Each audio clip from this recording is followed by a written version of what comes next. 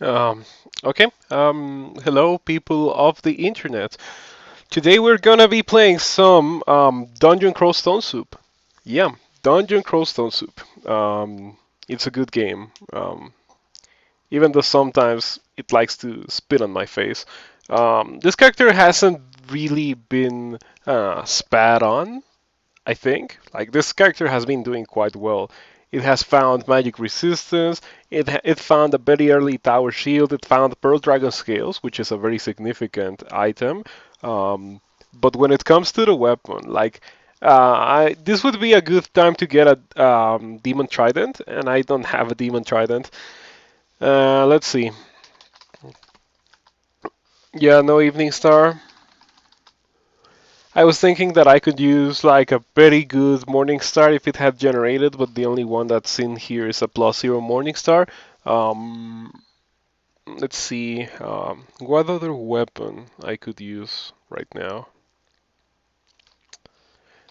Let's take a look at my aptitudes real quick. Well, there is a Lajatango. There is like a spectral Lajatang, but it's two-handed. Like I'm not willing to sacrifice the shield for a spectral Lajatang. The shield is like too important. Um, I guess like the same thing goes for axes. Like the only good axe that is relatively common would be the battle axe, and battle axe are also two-handed. So yeah, I cannot go for them. Um, it's quite a complicated situation, indeed. So what do we do now? Let's see. What have I already done? Oh, that is not the correct key. This would be it. I have already done dungeon and lair and orc, and that's pretty much it. Now would be the time where I start thinking about my first rune, but I obviously like I'm not strong enough to survive any of those runes. Snake can be extremely dangerous without poison resistance and without resistance to electricity, and Shoals is Shoals at the end of the day. My best hope would be to enter Shoals and like immediately find a merfolk with a demon trident. That would be the greatest thing that could happen to this character because I have a weapon that, well, after doing that, I would have a weapon that I can enchant, and I would also bless that like immediately. And that's like what we go for the rest of the game. But let's see. Let's see what we got. Right away we find an amulet. I have a bunch of rings that I have not identified. I should check them out. This is actually useless. Like actually useless. It doesn't do anything for this character because this character has um, 3 pips of resistance to negative energy, courtesy of the Shining One. So yeah, we don't need any more resistance to negative energy. Any more than what I currently have is actually quite redundant. You have identified the last potion. That's a very rare message. You don't get that message that often. I only got it because I got a potion of experience. Potions of experience are really rare items. You don't really see them that often. Oh, that guy has a +3 trident. I guess it's a pretty decent item to carry and use.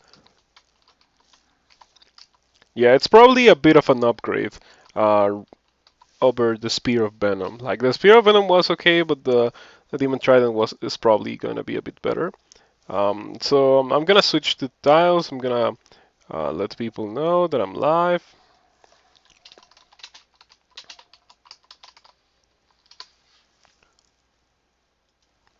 Okay, and I think we are ready to proceed.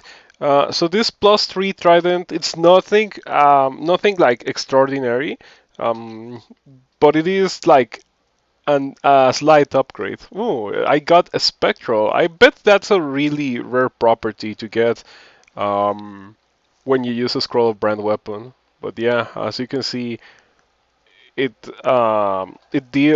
theoretically deals a lot of damage. It summons a spectral weapon ally, which is good. Um,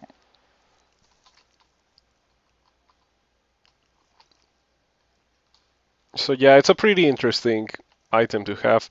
As a nugger, I do not fumble my attacks in shallow water. That is a very nice thing to have in shoals because when you're in shoals, like one of your greatest dangers is like standing in shallow water and just fumbling every attack and then being attacked um, by seven merfolk at the same time and then dying in like a single turn just because you weren't able to kill any of them because you were fumbling so many attacks in a row. Um, but we shouldn't have that issue with this character. So this Trident of Freezing, I'm not excited for it. I don't think it's like a useful item. I guess the Spectral Trident that I have right now is pretty okay.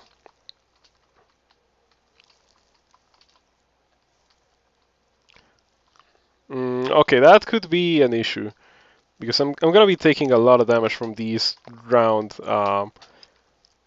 souls. Yeah, drowned souls. They poke you and they deal some drowning damage that you cannot mitigate in any way unless you're like amphibious. Like there is a couple of characters that don't take any drowning damage, and those characters happen to be the ones that have the least amount of issues when they do shows. You have a Trident of Protection. That's a pretty decent item, but it's not a Demon Trident. Okay. Yeah, it's pretty decent, but it's not a Demon Trident by any means. So if I get a Demon Trident right now, I just bless it right away so I can have a better weapon.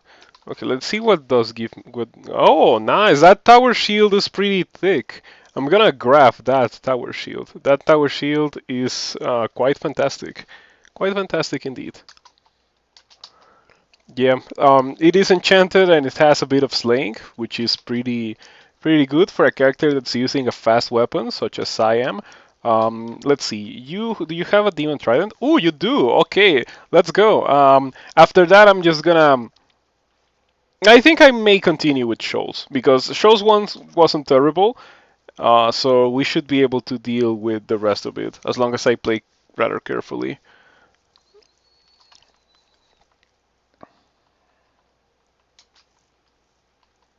Okay, we killed the Impaler, and the rest of the merfolk are easy, and we got the Demon Trident of Venom. So now let me.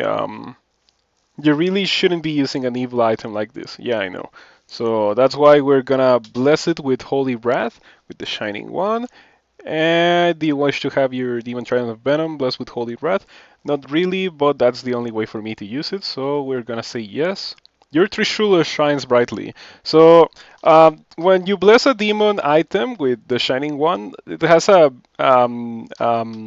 little property that changes its base stats. So now like it gains a bit of extra damage, and I don't know if it gains accuracy or if it loses accuracy. It doesn't really matter. Um, but the important part is that it gains some base damage, which is a pretty good item. And now it is a pretty good item, even though the brand is fixated as Holy Wrath. Like if I was to read a brand weapon on this Trishula, it wouldn't like. It's impossible to get a Trishula of something that is not Holy Wrath. And if it loses a Holy Wrath brand, for some reason, you lose the Trishula altogether. Like it stops being a Trishula. So yeah, it's a pretty good item, especially with slaying, because it swings faster than other weapons. So you apply slaying more. So yeah, very happy that I found this Trishula. So now I can enchant weapon this Trishula, so I can have a +6 Trishula. Okay, and that's pretty much what we're gonna be going for the rest of the game. The spectral trident, it doesn't deal enough damage. Like the Trishula deals 13 base damage, which is the same as a halberd, and a regular trident deals 9 base damage. So it's a significant difference. Okay, what do you have? You have only a regular trident. Okay. I'm very lucky that I found an early demon trident that I could bless into a Trishula because now I have a real weapon to use. That's always a pretty good thing. I'm thinking of comparing like um, my old trident, like the spectral trident, with the demon trident, just to see how which one deals more damage. Let's see. You can hit for up to 11 damage plus its plus 3 spectral trident. I like how the spectral weapon hits with the spectral weapon. Okay, we found another enchant weapon. I'm gonna enchant my Trishula again. Now we have a plus 7 Trishula. We're approaching that plus 9 very fast. What is that? Is that another demon trident? Oh, it's a rendered quarterstaff. Nothing that I can really use because I already got the slaying tower shield. Like that thing is pretty good, and it wouldn't be worth sacrificing for pretty much any two-handed weapon that I could find. Like I found a spectral Lajatang, and I didn't throw away my shield for a spectral Lajatang, even before the shield had slaying. So now that I got an even better shield, I'm not sure that I care about any two-handed weapons. Okay, the Cyclops, well, not the Cyclops, but the Dream Sheep were kind of scary.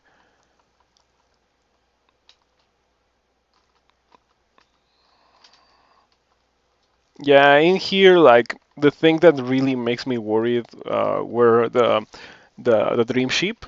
Those guys kind of do suck a lot.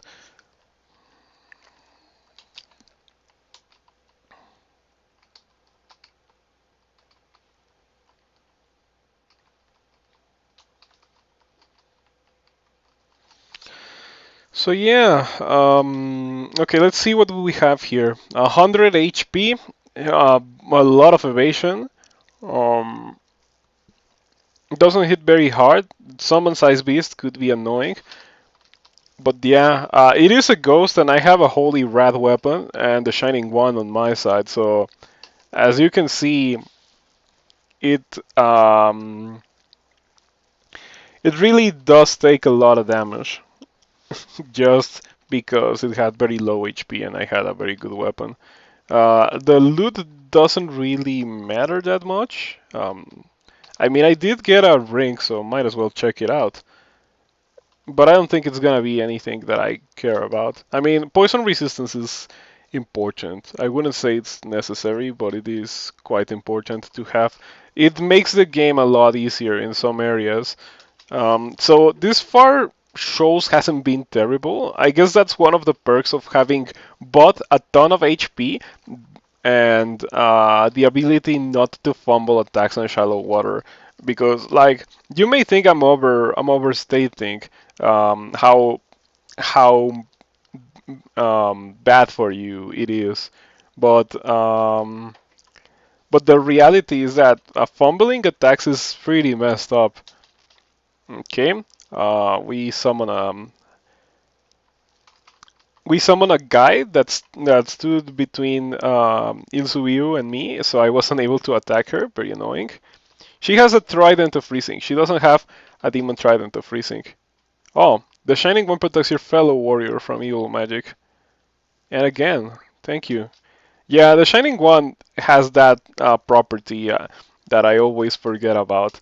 He could be a very good summoner god if there were like level 7 or level 8 summons that were not evil. But Summon Dragon is level 9, and Summon Dragon would be very good, but it's level 9. Like very few characters will ever get to the point where they cast a level 9 spell, and it's certainly not something for the early game. So yeah, we're gonna grab these silver javelins. I plan to eventually train throwing so I can actually make use of them. And those are going to be good for a couple of things that we'll see later in the game. Those are going to be good for Menole, they're going to be good for Orbs of Fire, they're going to be good for um, for a bunch of nasty things. I don't have. Okay, there's one scroll of immolation in the game. Only one scroll of immolation has generated. That's kind of annoying, but it's not a big deal. Okay, that guy has something really dangerous. It's a Merfolk Impaler as well, so yeah, that's gonna be a complicated situation. I'm gonna have to try to kill it. Um, okay, it didn't banish me. That's good. I should kill with this attack. Yeah. Um, oh no, even more Merfolk. And the thing is that I'm not at full HP, so yeah, this would be a good time for me um, to kill them all. But okay, so these guys don't really have a lot of magic resistance. I think I can read a scroll of fear and just walk away. I guess I cannot walk away because of the barbs. I can. I can. They hurt, but it's not a big deal, and it's better than just staying there and taking a bunch of damage. Hello, Rigosha. Good to see you around. This Merfolk Javelineer has a longbow. That's not something that you see every day. Okay, I have 33 Ice Blast. Let's use a charge of Ice Blast. So yeah, this new quiver, now that they added throwables to the quiver, it's pretty convenient. Like, I really like what they did with the quiver now that it has evocables and throwables and even god abilities as well.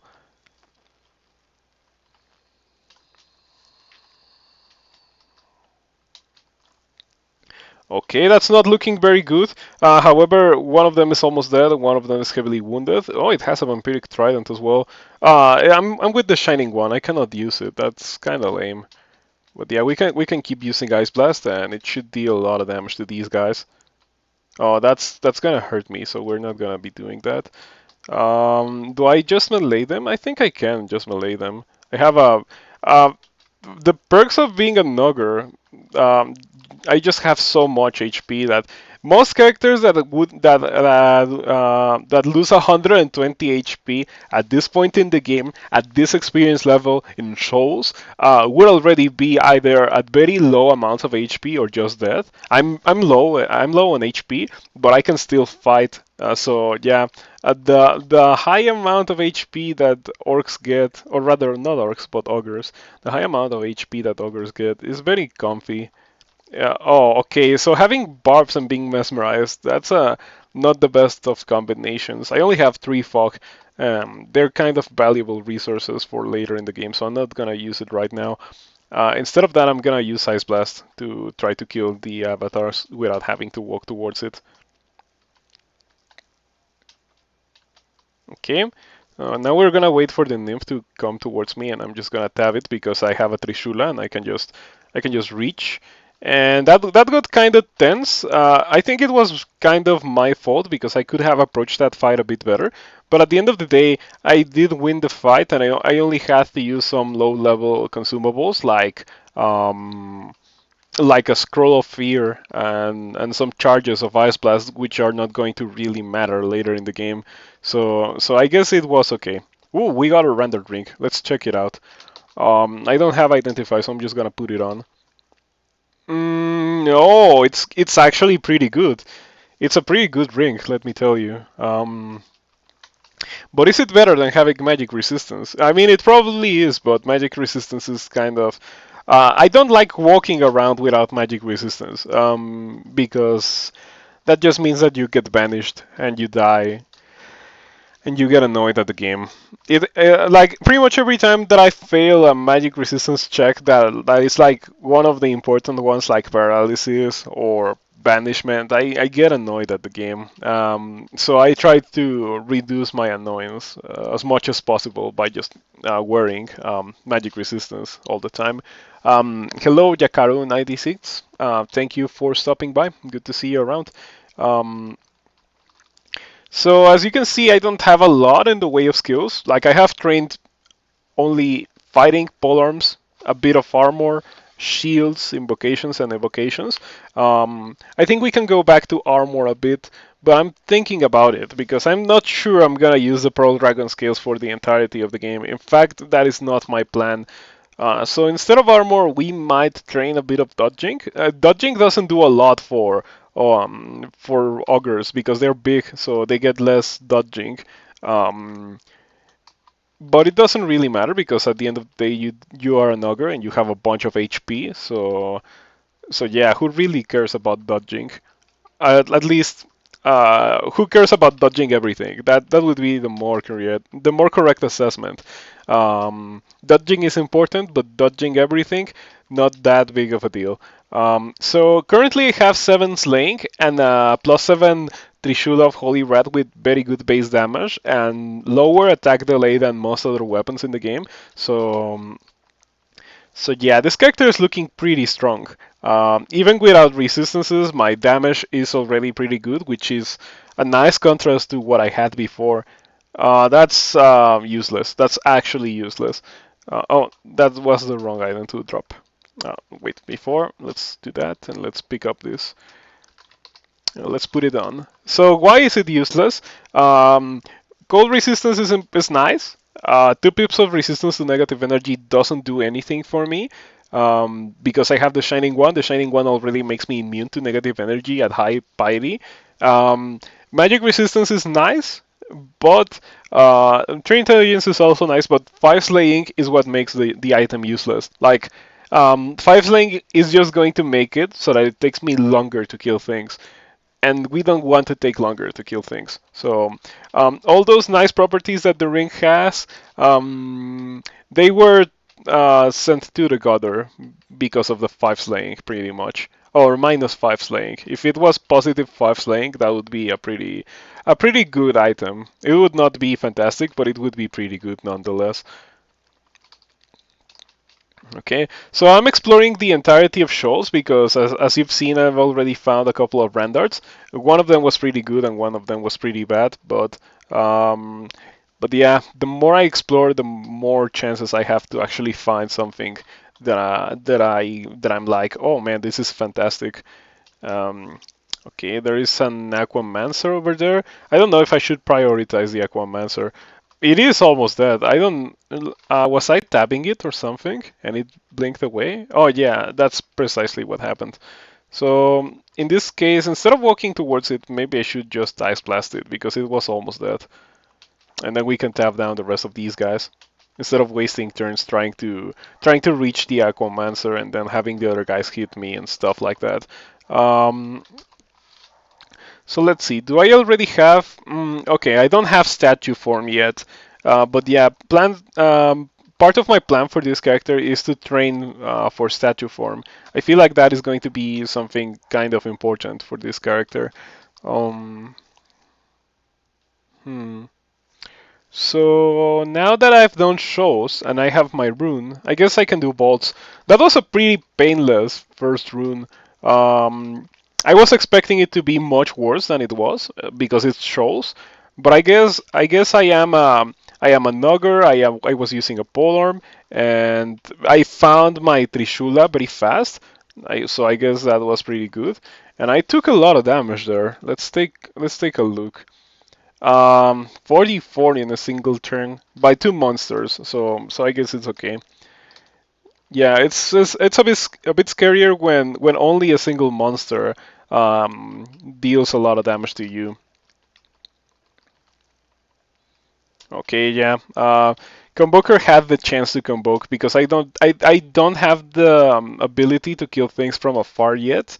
I mean, I have reaching, but um, it's not quite as good as a launcher or large rocks. I'm carrying the large rocks, but I'm not gonna throw them at 0 skill. Um, so yeah, maybe in the near future I'm gonna train for them. Um, but yeah, right now I'm gonna take advantage of the fact that I am an ogre and I have like very good aptitude for fighting. So I wanna train that to like 21, so I can have a ton of HP. And the other benefits that fighting provides, but the other benefits are less tangible. I've mentioned it before. HP is something you can see all the time. You can quantify it. And you're always aware of what HP does and stuff. And other benefits from fighting, like I think you get more damage and more accuracy, but the game is not transparent in that regard. So those benefits don't really matter that much as accuracy. Okay, so we have a Lich here.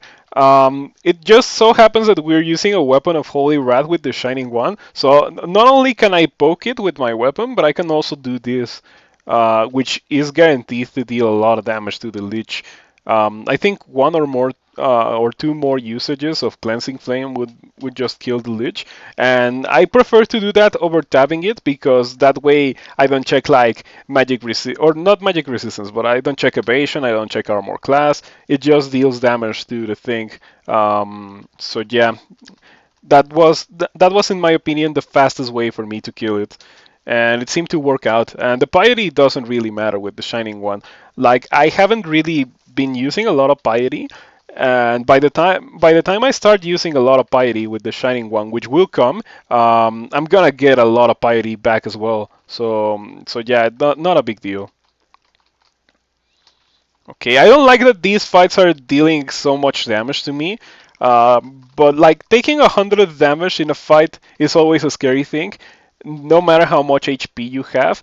And I just so happen to have 200 HP, so it is manageable, but it is still scary nonetheless. Okay, this time we had a Lich, and I didn't cleansing flame it because I was only going to be hitting like very few monsters, and I didn't want to use my piety like that. But it doesn't really matter. Like I could have used the piety, and I would have regained it pretty much all of it by killing the single Lich. Okay, we got scales, but we already have the best scales in the game in the form of Pearl Dragon scales. Very light and very protective. They're pretty much plate, but um, with the same encumbrance rating of like scale mail or something like that. So yeah, pretty good piece of armor.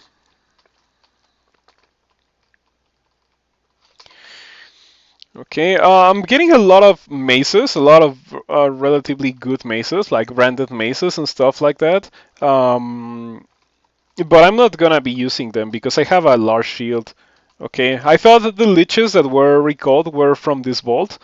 There's boots, a manual of necromancy, and branded ring. There's a lot of good rings here, but these ghosts, they're obviously randomly generated. Mm, Okay, that's a draconian transmuter without spells. That's like a telltale sign that this is not the ghost of a real person. It's just a randomly generated ghost. So the ghosts don't really scare me. The ancient lich kind of does. I'm gonna come back a bit later. I think when I'm out of Bolts 4, when I'm on my way back to the second lair rune, I'm gonna come back and kill those guys because I think I just opened the door and spam cleansing flame and they die. But I don't have any resistances whatsoever, so it could be kind of dangerous to just fight him like that.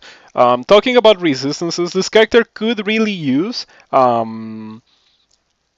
render cloak, of course, or not a render cloak, a cloak of no, a scarf of resistance. That's what I want in the cloak slot, and a rendered hat. If I get the hat of the alchemist, that would be pretty sick because ogres have limited armor slots, so the hat of the alchemist gives you one pip of resistance in absolutely everything. So pretty good item, especially for an ogre. Sure, losing armor class it's kind of bad, but it's not that big of a deal when you're gaining so much damage resistance in the form of all the resistances that the Heart of the Alchemist provides you with. So yeah, if I get it, I'm gonna wear it pretty much. What do I have now? Do I still not have? Okay, I see Petrify, which is probably something that I should learn. This spell is impossible to cast. That's rather nice. I'm not going to start training for it just yet, but I am going to train for it in the future. Yeah, it just so happens that Petrify and Statue Form share spell schools. Both of them are Transmutation Earth spells, and Transmutation Earth are the same. Well, are the schools that I need for Statue Form. Um, so if you have Statue Form, you also have Petrify, pretty much for free. And I really like Statue Form, so pretty much I always get Statue Form and Petrify. Um, Okay, so I mentioned that I wanted to train throwing, and I do want to train throwing. I am gonna have to train it up to 20, I think. 20 is 1.0 delay for large rocks, so that way I can throw a large rock a turn, and I don't have to make the massive investment that is going from 20 to 26 for minimum delay on the large rocks. So 20 is like a nice sweet spot for training. And picking up large rocks is a nice thing that you can do as an ogre because large rocks deal a lot of damage. Base damage 20, like base damage 20. An executioner's axe, which is like the biggest axe in the game, um, it has a base damage of 18. In fact, no melee weapon that can be used by most races has a base damage of 20. Okay, that's pretty good. This is also kind of decent. That ring is pretty nice, like this one. The Curse Ring of Rewoop. Um, the contamination, if you take it off, very annoying, but 2 pips of fire resistance and magic resistance. The -4 strength also kind of annoying, but it's not that big of a deal. And the See Invisible doesn't really do anything for me because the Shining One's Halo reveals the enemy. So I'm thinking of just buying and using that ring. It gives me the resistances that I need. And the -4 strength, it can be very easily ignored. I am an ogre. I'm gonna be gaining a lot of strength. Let's see. I'm experience level 19, so 21, 24, 27. I'm gonna gain 3 more points of strength just because I am an ogre without having to level up strength. So we can buy and use this ring. And we're gonna be replacing obviously the ring of protection from magic because it's what I just got is pretty much a ring of protection from magic but a bit better. So this character could use finding the macabre finger necklace. I would love to use that item on this character. I have a bunch of rings that I think are pretty good, and I don't have enough ring slots. I only have 2 ring slots, as pretty much all other races except for octopodes. But so yeah, the macabre finger necklace would also be a nice find for this character. Let's see if we get something. Ooh, okay, that could be bad. That could be indeed pretty bad. Menace is not something that I am well equipped to fight against. He has a large shield. He hits very hard. He's fast. He can silence me. Um, and he has 150 HP and a lot of evasion. So yeah, obviously not something that I want to deal with at this moment. I would like to postpone this fight with Menace for later because I do have an item that can kind of trivialize Menace in the form of javelins. Um, so here you can see that I am carrying a couple of javelins, 112 javelins, and he cannot block the javelins with his tower shield um, because javelins penetrate, and you cannot block spells or things that penetrate. So that's how I kill Menace. But I don't have javelins yet. Like I can throw them, but the minimum delay is reached at skill level 16, and my skill is 5.2. So I should come back to fight Menace in about 2 experience levels. And since I cannot outrun it, I would have to teleport. So I'm gonna do that right now. I'm just not gonna even attempt. Okay, that's really bad. Hopefully he doesn't. Okay. Expecting him not to come my way was kind of naive because I have this huge halo. So Mena sees the halo and therefore knows that I am around here. So yeah, that's not ideal. Um, I could use another teleport. I could use another. I could use a haste, but a haste would be a very expensive resource to use, especially to run away from a fight. So I'm not sure that I want to do that. I think I just use another teleport. I do have a couple of tiles on him, but it's not enough for me to reach any of the stairs. They're really close too, so that's gonna be kind of annoying. Gonna have to teleport away from Menace. Yeah, I guess I could fight him, but I would have to summon like 3 or 4 angels to deal with him, and I'm not sure I want to do that right now. Maybe a bit later. So if I am going to be using statue form and the rest of the items that I am looking forward to getting are random artifacts or non-random artifacts that I wouldn't be able to enchant, I think the best thing to do right now would be to enchant the Pearl Dragon scales that I'm gonna be using, so they actually are of some use right now. Let's see. Enchant armor. Okay, it seems that there's only one enchant armor this game, and that would be the one that I just found. That's not ideal. So we're gonna be enchanting the Pearl Dragon scales. I'm not gonna be sticking with them, but I'm gonna be using them a bit.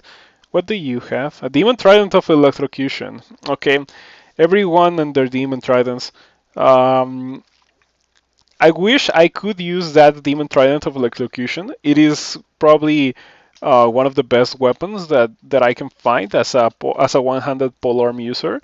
Um, but I don't really have. Well, I cannot use it because the Shining One doesn't like Demon Tridents. But if he liked Demon Tridents, I would use it for sure.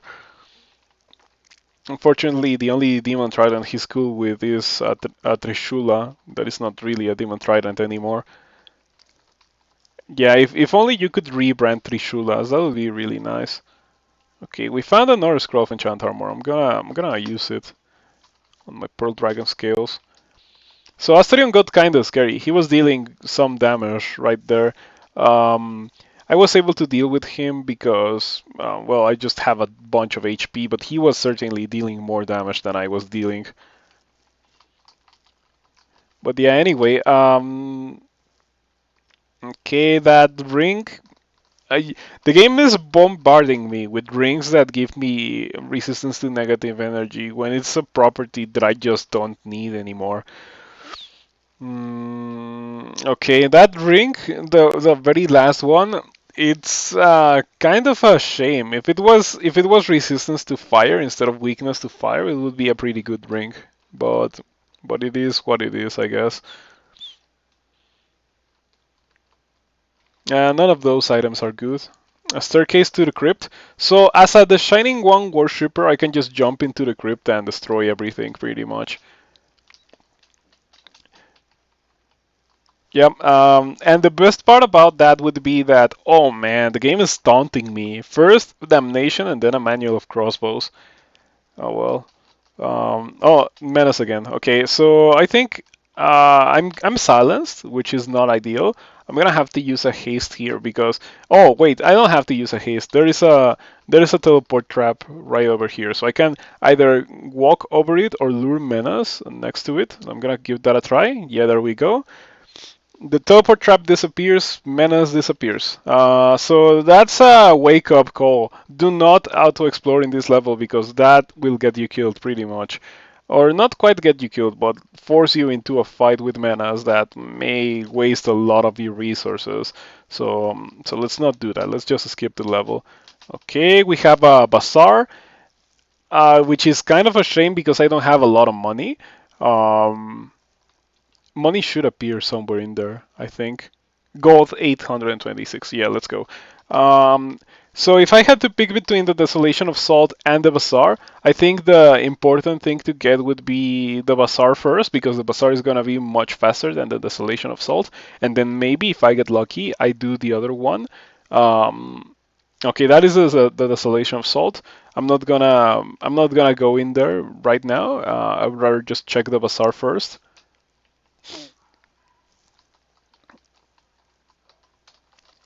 Mm, Unfortunately, the bazaar is all the way over there, so I would have to pretty much clear the level or clear half the level before even being able to reach the bazaar. That's kind of rough. But yeah, between trying the Desolation of Salt, which is relatively dangerous, especially for a character that doesn't really have any ranged capability just yet, and the Bazaar, which is almost guaranteed to have something good for me, I would rather just take the Bazaar because it's less risk and potentially more reward than the Desolation of Salt. So yeah, I always forget about the Shining One as an early game god, but he doesn't like when you use a bunch of very good items in the game. Like he doesn't like Demon Tridents.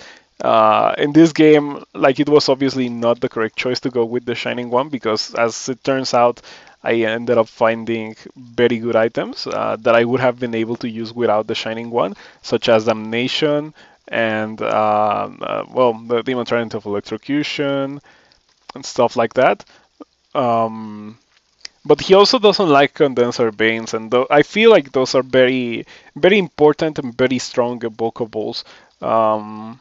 And it's kind of a shame that you cannot use them with the Shining One. I think we can drop the brand's weapons. I don't think I'm gonna use them anymore. I think we can drop the brilliances, at least for now. We can drop the potions of attraction, they're not very good, and the potions of 3 as well. Okay, and the reason why I'm dropping items is because I don't want to go into the bazaar and find a bunch of things that I want to buy and not have the inventory slots to actually be able to buy them. The plutonium sword. I like the plutonium sword. It is not something that I can use in this character. It is a very big sword. It is a triple sword of it is a Vorpal triple sword, I think, and it does a lot of damage and like bad mutation effects to monsters. Oh, a manual fighting. It's too expensive. Okay. Does a lot of very bad effects to the monsters it hits. So yeah, it's a fun item to use if you have that much long blades skill, but it's very unusual to have that much long blades skill. Okay, so from these items, I don't think I see anything that I'm really interested in. I, did I check this? Oh yeah, there's nothing here. Okay. So yeah, this does show me all there is to be in this level. And like I would like the manual of fighting, obviously, but I cannot afford it. Kind of a shame indeed. But it's not that big of a deal because at the end of the day, I still have +3 for fighting. So even if I don't have the manual, it's not gonna take me like forever to train up fighting. So we can just leave. Yeah, okay, we can just leave. Not a big deal. And maybe we can make it all the way to. Maybe we can make it all the way back to the Desolation of Salt portals. We can give it a try. Okay, I see that someone has distortion. A preserver has distortion. That could be an issue. That could be a big issue. I wonder why auto travel went this way when it could have gone the other way that was already cleared.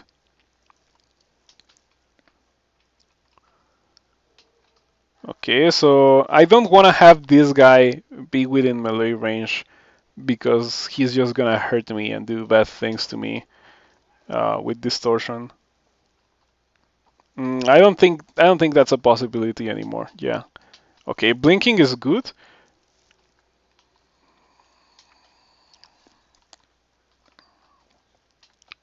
Okay, getting confused is really bad. It confused me with a tropa. That's interesting. Okay, I just had to drink a curing there to get rid of the confusion. And I think I should walk towards a corridor. There's like a lot of corridors in here. There's no need to take the fight out in the open when I can just jump into a corridor and have the tactical advantage of only fighting one monster at a time. It's a lot easier to kill things when you're fighting them only one at a time. Okay, the Far Giant dealt a lot of damage to me. This is the Preserver with Distortion. It is almost dead, so I don't want to risk like hitting it and not dealing any damage again. So I'm gonna use Cleansing Flame, and that should kill. Yeah. Cleansing Flame doesn't deal a lot of damage to monsters that are like not affected by Holy Wrath, but it still deals damage nonetheless. So yeah, good evocation or good invocation, I guess. Especially if you have a lot of training in where's the portal? Where's the portal? Okay, here's the portal. So I'm gonna rest until it's obvious that it's about um, to close, and then we're gonna go in. Yeah. Okay. And that's the Desolation of Salt. It's like pretty much an open level. Like there's no corridors or choke points in here. There's only a bunch of salt clouds that you can use to break line of sight. But then there's monsters that get rid of clouds, and they are yeah, they're kind of dangerous because you may be like, oh, there's no monsters here, and then the monster gets rid of all the clouds, and then you're surrounded by a bunch of things that can deal a lot of damage to you from afar. So obviously dangerous. That's one of the things I don't like that much about the Desolation Assault. I feel like it's a very high risk branch. Resonance Strike still wins. These would be the guys that can do that. So I'm gonna try to I'm gonna use Box of Beasts right here. Okay, we got a major weird bad beast. Those are pretty decent, but I would maybe like to train more evocations. It's kind of expensive, so I don't think I'm gonna do it. But yeah, on other characters, when I train a lot of evocations, I get like elder beasts or primal. I think primal is has to be like the highest level of beast that you can get from the box. And those are pretty good. I wish they were just called chimeras, because that's what they are pretty much. And chimera is something that I have an easier time pronouncing than beast for some reason. So yeah, still wins, and a bunch of monsters appear at the edge of line of sight, including three convokers. These convokers, like at least one of them is summoned. So who summoned you? You were summoned by the warlock. Okay. So what do you do? Shadow creatures. Okay, that's not like that is a bunch of things that are not ideal. This guy being a no, I wonder if he is affected by Holy Wrath. If he is, he should die super fast. Um, so yeah. Okay, Ghostly Fireball. So Ghostly Fireballs don't deal. Yeah, engulfs you but does not damage. You resist. They do negative energy damage, and I am immune. I think I am immune. Um, if you have 3 pips of resistance to negative energy, it's very unlike other resistances in the game. You just straight up become immune to the effects of negative energy, um, which the same cannot be said for any other resistances in the game. Like if you have 3 pips of fire resistance, you still take a bit of damage from fire. I think you take 20% damage or something like that, which is not terrible, but it's also not the best. But it's the best that a player character can aim to have. So I guess that should be as good. That should be something that we should be okay with. Um, I'm gonna have to drink another curing because I got confused again. These guys hit you to reduce resistances, and they have hexes. So these guys are pretty dangerous. I like the design of a monster that can hit you to reduce your resistance and also has hexes, because that means that you kind of have to prioritize them, because otherwise they will kill you on their own if you leave them alone for long enough. Um, but right now, this is obviously not ideal. Like a Convoker summoned a bunch of these guys, so including two of them. One of them is heavily wounded, and the other one is not injured at all. Let's see. They don't have a lot of armor class, so I guess I can do Tin of Tremor Stones. Okay, kill the Myrmidon, and the other one is heavily wounded. I'm gonna walk back one, and then we're gonna use it again. Didn't kill the Myrmidon. Still heavily wounded. That's Tin of Tremor Stones is a very good item, but it's kind of hit or miss. Sometimes it doesn't really do what you want it to do, but it doesn't really matter. It's okay. Okay, I killed the Myrmidon, and we can just stab down the rest of these guys. Oh, Bolt of Lightning hits you for 26. I think I just kill it. Yeah. And that monster that just appeared at the edge of line of sight, nothing to really worry about. I'm just gonna retreat to the corner of the level because it's one of the safest places where I can be. Very little monsters in my line of sight and next to a cloud generator, so I was able to heal relatively safely to a full HP. And let's see what we got for the trouble.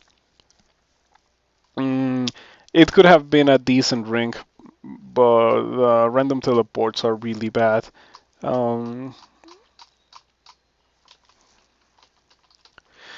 well, let's see. I'm still not done with the bolt. There's a bit more to see. Another big fight, which I just wandered into, by the way. But yeah, we depending on its globes, it's so unfortunate that augurs cannot wear globes, because maybe those globes would fix my resistances issue. At least I could use a Scarf of Resistance. The only scarves that I've seen are a Scarf of Invisibility and a Scarf of Harm, and I don't really care about invisibility, and Harm is actually dangerous to use, especially on a melee character. So yeah, it's kind of a shame. Those Servants of Whispers, they deal a lot of damage. I guess they deal a lot of damage to me because they are shooting me with lightning bolt, and I don't have the resistance. So I guess that would be why. Kind of annoying. But yeah, as far as the rest of these things go, they're not that dangerous, or at least not when they're fighting me one on one. Okay, we found another rendered ring, and we found. Do I already have? I must already have a phantom mirror, right? Let's see what else we got. An arbalest. We got an embroidered robe, and normally I wouldn't check it, but this character will eventually transition into statue form. So if I had obtained the robe of Archmagi, that would have been a good item to have around. Not to use it right now, but to eventually use it. So it was kind of a lame desolation of salt. I got a couple of rings. Oh, let's check the final ring. Okay.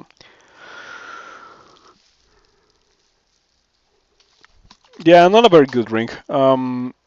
I got like pretty much nothing except for experience, and I did came close to dying once. So yeah, I'm not a huge fan of the Desolation of Salt. I feel like the loot should be buffed a bit.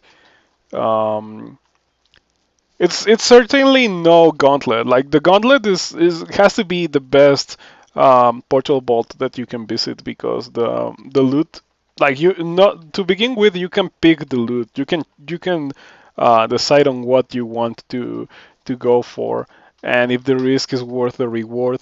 And um, and then you also have the Minotaur stack of loot, which is pretty much always good. It always has something for everyone. Okay, that's Frederick. Frederick may be an issue here, and I don't see any choke points that I could lure him towards. So yeah, this could be inconvenient.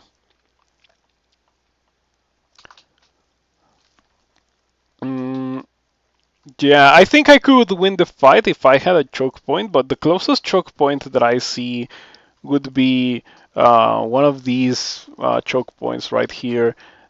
Or I guess I have a closer choke point in the form of this. It does leave me open to monsters attacking me from this side, and it's a bit too close to dangerous and explored area. But I guess we can manage. Or I guess there's also this choke point right here. What is this? Is it a dispersal trap? Because a dispersal trap would also screw me over. Yeah.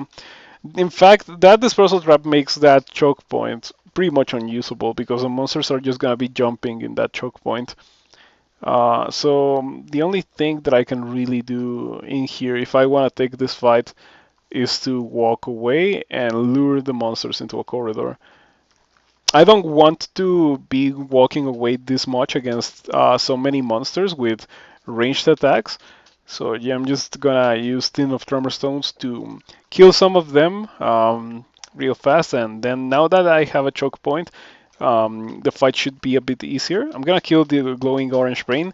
It's very fragile, and it's kind of annoying if I leave it alive. So yeah, best to kill it first. And then we have Frederick, and I'm at 100 HP. So, and he has Vampiric as well. Yeah, I don't think this is a winnable fight for me. I'm gonna re-teleport right now. I am not at immediate risk of dying, so that I feel like that was a pretty good teleport. Even if I had landed like in an unfavorable situation, I still would have been able to fight my way out of it. Um, and I think if I had stayed in there with 100 HP, I don't think I would have survived. And as you can see, it's much different to try to fight Frederick at full HP and when he is alone with no support. And I won that fight pretty much immediately. Like it was not really a concern when he was alone, but with support, it and in the open, like it was a pretty bad fight. Did I see Jody? Oh, I did see Jody. Okay. Um, so same thing. We lure the monsters into a corridor and then we tap down. And so let me check real quick what's the banishment rate on sorcerers. 5%. Okay, I guess I have a lot of magic resistance. That's kind of weird. I wonder if ogres get extra magic resistance from leveling up, like innate magic resistance. Okay, Jody was a quick kill. We're using a weapon of Holy Rat, and we're with the Shining One. So yeah, Jody was very easy to kill. Normally he can be kind of dangerous because he does hit very hard with his Crystal Spear, but this time it didn't happen. Or if it did happen, it didn't happen enough for it to be a worry for my ogre. Because at the end of the day, 234 HP, experience level 20. Only ogres can achieve that. Not even trolls, because trolls have very bad aptitude for fighting, so they cannot train it as fast as ogres do. Um, so that's a bunch of very ugly things. Best to lure them towards a corridor, and then in the corridor we can easily kill them. Like they're not really that big of a deal. Part of why they are not that big of a deal is because I have tower shield, so I'm blocking everything that they do. And since they are not attacking me, since I'm not being attacked by many monsters in a single turn because I'm fighting everything in corridors, the shield is very effective at blocking things that they do. Um, I don't know if it's still the case, but I know that once shields were like the way shields calculations worked is that if you blocked an attack, um, your shield was diminished for the rest of the turn, like for blocking calculations and stuff. I don't know if it still works exactly like that, but if it does, then the way I'm taking fights is the ideal way, pretty much. Okay, so I just leveled up to 21, and my throwing skill reached level 16, which is what I wanted. 16 is the minimum delay for javelins, so now I can throw javelins left and right, and we can use that to kill Menace. That is precisely what I was waiting for before taking a fight with Menace. Now when he appears at the edge of line of sight, I'm gonna be able to hurt him before he even reaches me. And when he reaches me, he should be at relatively low HP for me to finish off. Still by throwing javelins, I don't really want to melee a monster that has a tower shield. Um, but yeah, now we can actually take the fight as opposed to when I first saw him, because when I first saw him, I had very little training in throwing, so the javelin strat would not have worked. Okay, I'm getting kind of shredded here. This is what happens when you are not fighting in a corridor. Like fighting in a corridor, the fights are trivial. Not fighting in a corridor, you drop to like 40% of your maximum HP very fast. Kind of annoying.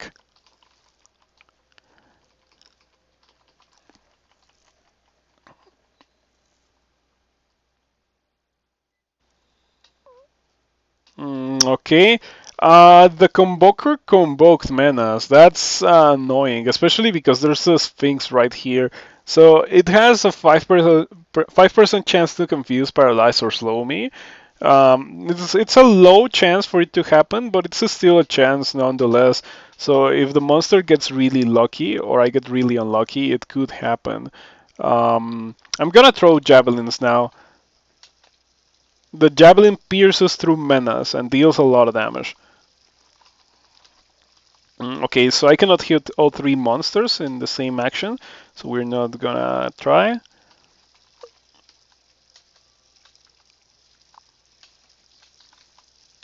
Okay, so this is pretty much what I have to do. Um, like instead of meleeing Menace, because I know meleeing Menace would be most likely just wasting turns, because of his tower shield. So yeah, just throwing the javelins is going to be good enough to kill him. You kill Menace, okay. Um, the the wonders of javelins and the wonders of penetration projectiles, they're so rare, so scarce in the game. Like other than javelins, you are not really going to be getting a lot of penetration projectiles. I don't know if there is a non-random artifact bow that has penetration. I'm not sure. I would say that there is none. Um, or maybe there was. Maybe there is. Maybe it's like the storm bow or something. Yeah, it's gotta be the storm bow. Because I remember there was a random artifact that was called Piercer that was pretty much a longbow of penetration. But it was merged with the storm bow. So yeah. Okay, so that would be pretty much one of the very few weapons that you can get that has penetration. Also, random artifact arbalests and crossbows in general can have penetration. But yeah, leaving those items aside, it's a very rare property. Um, so let's go back to Bots 1. Bots 1 had two ghosts and an ancient lich. That I think I can kill easily. The ghosts don't have spells, so they're not really a concern. The ancient lich does have spells, and 13% chance of hex. So yeah, that would be the thing that I have to prioritize. I'm gonna open the door. I'm gonna use cleansing flame until everything dies, pretty much. Ouch! I got tormented there. Yes, I did get tormented and I got hit by an iron shot and I only took 129, so I think we're okay. We killed the ancient lich and I gained a bit of HP. And when it comes to these ghosts, since they don't have melee, or rather, since they don't have spells, they're nothing to really worry about. I still would like to fight them one at a time, but um, because they still kind of hurt anyway at 25. Um, so they're not faster than I am.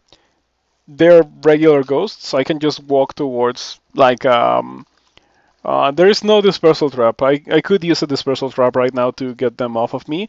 Um, but I can just like walk away from them, I think. I am at 62 HP, so that means that this guy will never be able to kill me in a single attack. Um, I guess the correct thing to do would have been to just keep spamming Cleansing Flame, because Cleansing Flame is gonna be able to um, mostly ignore these guys' defenses. Okay, I gained 16 HP back. Um, let's see, moderately damaged, only moderately damaged.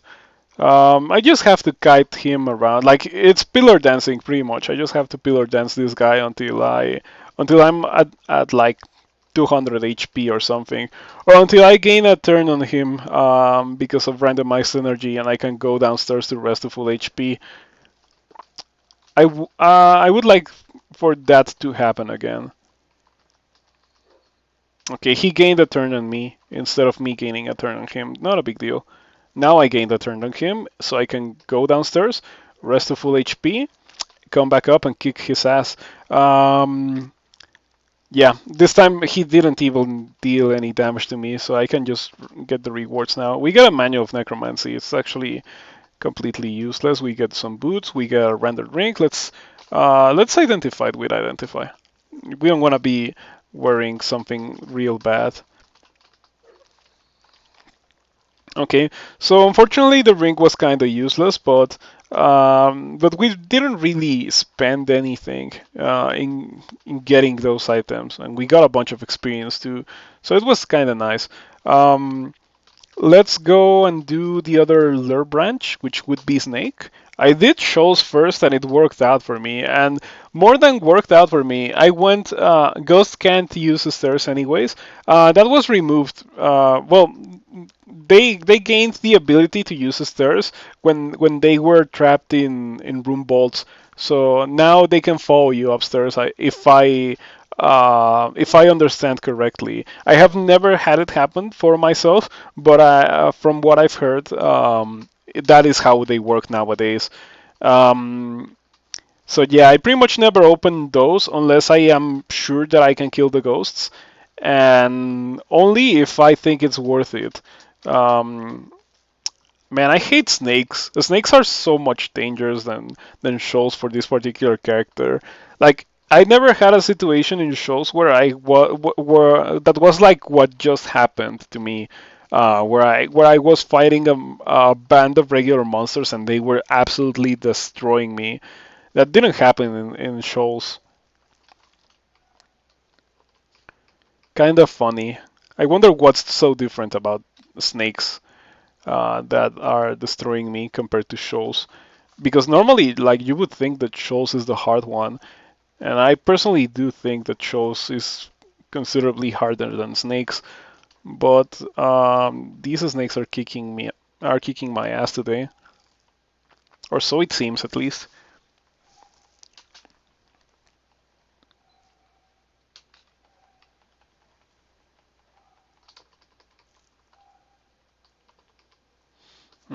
Okay, we got pretty much nothing in there. Again, pretty much nothing. And nothing. Okay. Kind of a shame. Pretty much, there's very few items that I'm looking forward to getting right now. One of those items would be one of those items would be well, the amulet of the macabre finger would be pretty good for this character, but that is unlikely to be something that I find. So I would like to get something a bit more realistic in the form of a Scarf of Resistance. A Scarf of Resistance would be very good for this character. So right there, I had to kill Jorgrun before even thinking about luring these snakes into a choke point, which was what I need to do right now. So after killing Jorgrun, the rest of the snakes were really easy, but Jorgrun did make me a bit nervous. I was thinking of using File of Floods on Jorgrun so that he was unable to cast his nasty spells like Petrify. Petrify would be the worst, but I have a lot of magic resistance, so I thought it wasn't really necessary. There's a Verdiche laying on the floor, but I don't really like two-handed weapons are too much of an investment for most races, especially races with like bad aptitudes. I guess Ogres don't really have that terrible aptitudes. Like they're not abysmal. They're not like troll aptitudes um, or like mummy aptitudes, but they're still kinda not fantastic. They're not Minotaur aptitudes by any means. Okay, we got Donald. Let's see. You have nothing, pretty much. I guess we can use a couple of charges of acid in Donald, and then we should be able to tap him down very easily. Uh, Donald would have been dangerous if I had had half my HP. Like if I had 120 HP with these defenses, Donald would have been dangerous. But I have doubled that, so yeah. Ogres are very nice in that regard. They really are.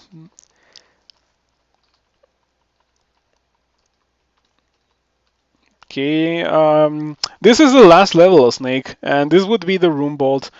I'm not looking forward. I don't like this room bolt because it's like a large open space with no choke points, and choke points are how I've been killing snakes this far. If the one time I took a fight against snakes without a choke point, I almost died. So yeah, I'm not looking forward to doing this room balls. This one is really tedious because you have to like lure snakes towards you, and they take forever to get to you because they're really slow. So they can pretty much never reach you. Um, I don't know if I would like to. I think Nagas maybe should be replaced with something else. Because the fact that they walk slowly means that they're more often than not really dangerous enemies. I guess they lure you into a fight because they're monsters and you kind of want to kill them, and then you realize that they're pretty tanky and you cannot really kill them, and then that's where the small snakes come into play. And since you cannot outrun them, those would be the ones that theoretically kill you, right? I haven't really had that happen in a very long time, but I guess that's how Snake is supposed to work. So yeah, if we see a Naga band, we just walk away from it, lure it into a corridor, and then hold down tab until they all die. Okay, so getting fancy with the flanking. Maybe let's not take the fight in there. Let's try to find another choke point.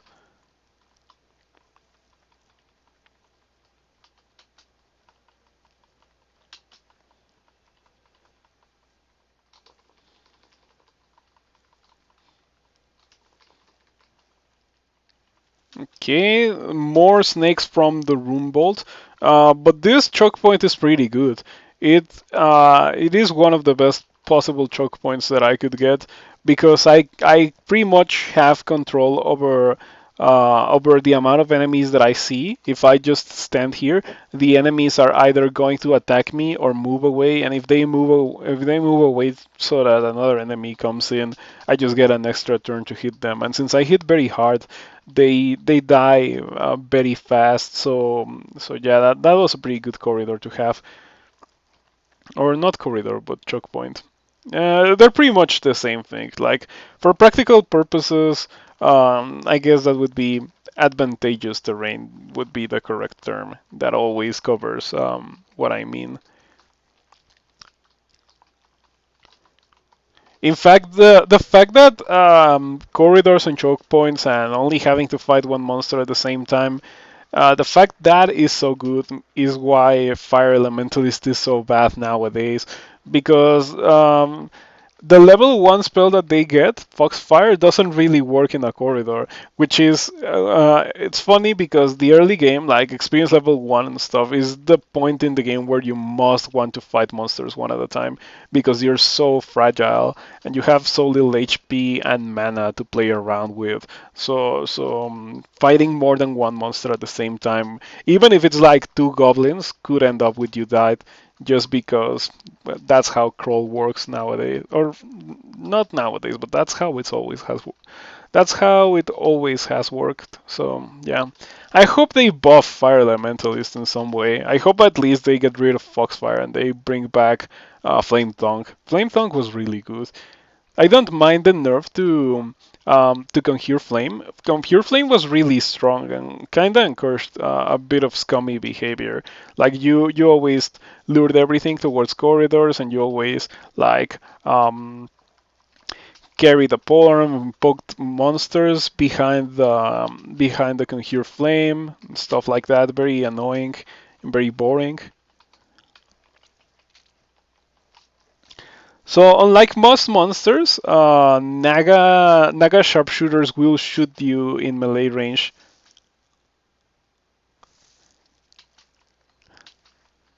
Yeah, I mean, when it comes to Foxfire, you cannot take fights in corridors, and that's pretty bad because corridors are pretty good.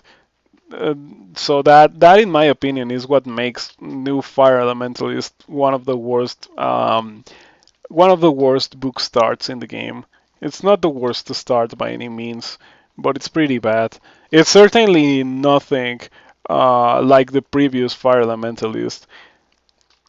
That was pretty good. That was a pretty good combo. In fact, it was one of my um, favorite combos. Old Fire Elementalist. I used to play that a lot. I only have 12 polearms. I don't need 12 to swing around the Trishula. I need 14. Okay. Huh. I hadn't realized that I only had 12 polearms. I guess I hadn't trained it ever since I got the spear to minimum delay. Well, I'm glad I realized. I'm glad I realized. That was a lot of damage that I lost just by not paying attention. But I guess I was using um, a halberd of Holy Wrath instead of using a Trishula. So I guess it's okay. So we got our second rune. I guess I can go do depths. Or there's a bunch of things that I can do.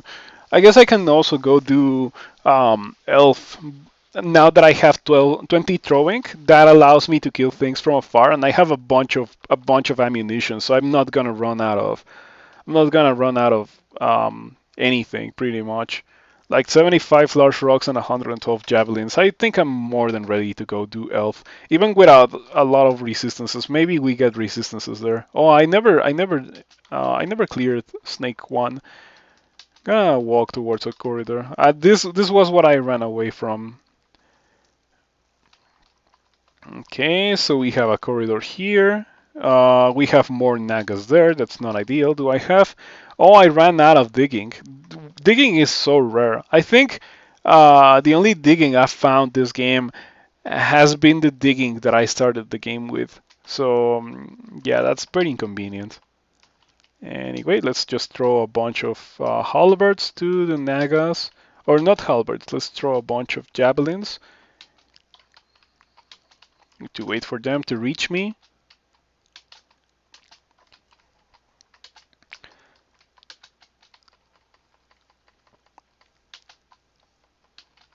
Okay, I took a lot of damage, or rather, I have taken a lot of damage during this fight.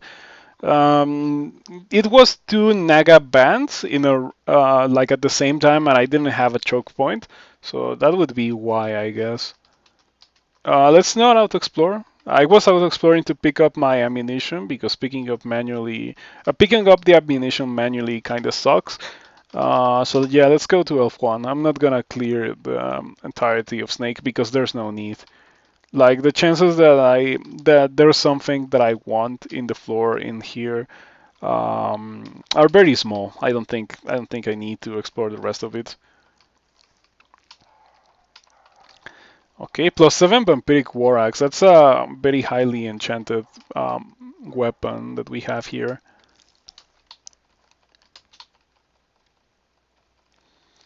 Okay. Shift Staff doing wonders here. And also doing Elf and getting a bunch of javelins has also done wonders for this character. Oh, please let that be a hat. Ah, it's a chainmail. So many Randart pieces of armor that I cannot use. So, such a shame. Okay, there's an enchant armor scroll on Elf 1. I'm gonna use it on my Pearl Dragon scales. Even though I don't intend to use the Pearl Dragon scales for the rest of the game, I also don't intend to use any other um, piece of body armor because I'm gonna be going with statue form. So might as well enchant it now because that's what I'm using right now. So yeah, best to make use of the scrolls of enchant weapon instead of just leaving them on the floor and not using them for the entirety of the game. Okay, there's Louise. I have a bunch of magic resistance, so Louise shouldn't really be an issue. I also have javelins, so her tower shield should also not be an issue. Man, another demon trident of electrocution. This game monsters are going ham with the demon tridents of electrocution. Okay, Louise dies very fast. Um, Not a big deal, as I mentioned. So Saint Roca was in Nork. Did I already? I think I already killed Saint Roca. I think I killed him with my Spear of Venom. Venom is such a good early game brand.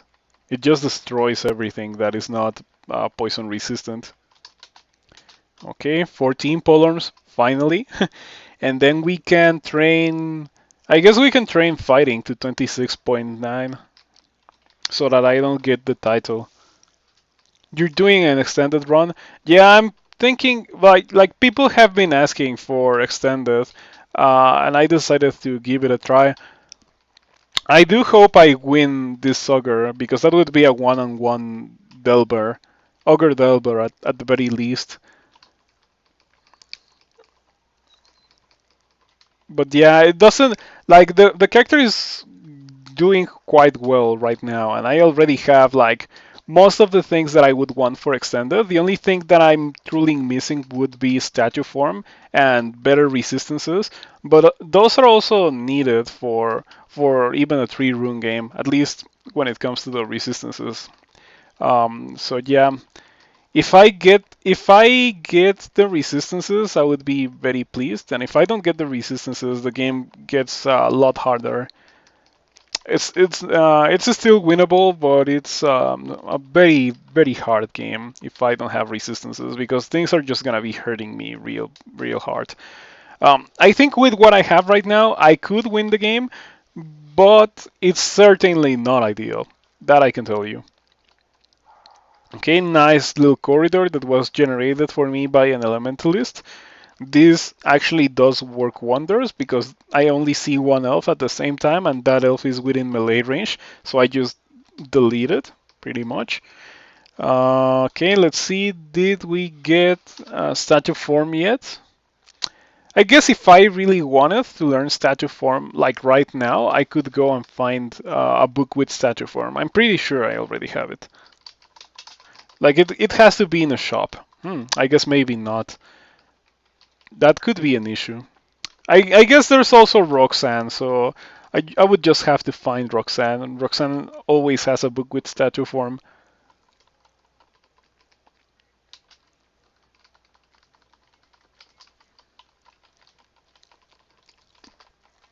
And then there's also the Elf Tree loot. I'm thinking that there is a very high chance that I find the spell in Elf Tree.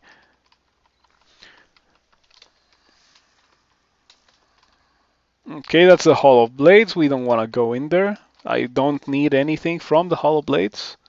Just take the one-on-one. Yeah, maybe that's what I should do. It all depends. Like, if at the end of the day, if I feel like this character will not be able to do extended, I'm not gonna bother. But if I feel that I get everything that I need to do extended, I'm gonna try to do extended. Um,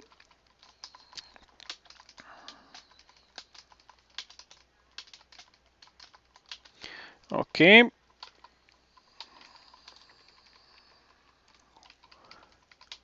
I'm kind of losing a bit of javelins here, which is understandable. Javelins are not as abundant in this game as other types of weapons, like or rather other types of ammunition. Like they're not bolts or arrows or stones.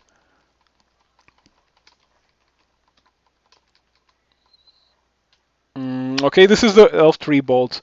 I would rather just walk away from these guys and throw a bunch of javelins at them.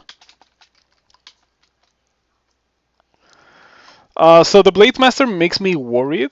It has a pretty good chance of dodging my melee attacks because it has a bunch of evasion. But so I think the correct thing to do against that guy would be to spam Cleansing Flame. It deals some damage to it, doesn't deal a lot of damage, but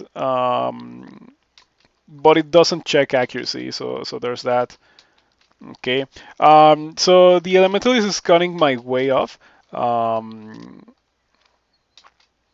So I threw a javelin and killed it. That was very convenient. Okay, another blade master, being a troll, trying to trying to hit it and it closely misses every time. Like I swear, monsters with 25 evasion are 100 times more evasive than players with 25 evasion.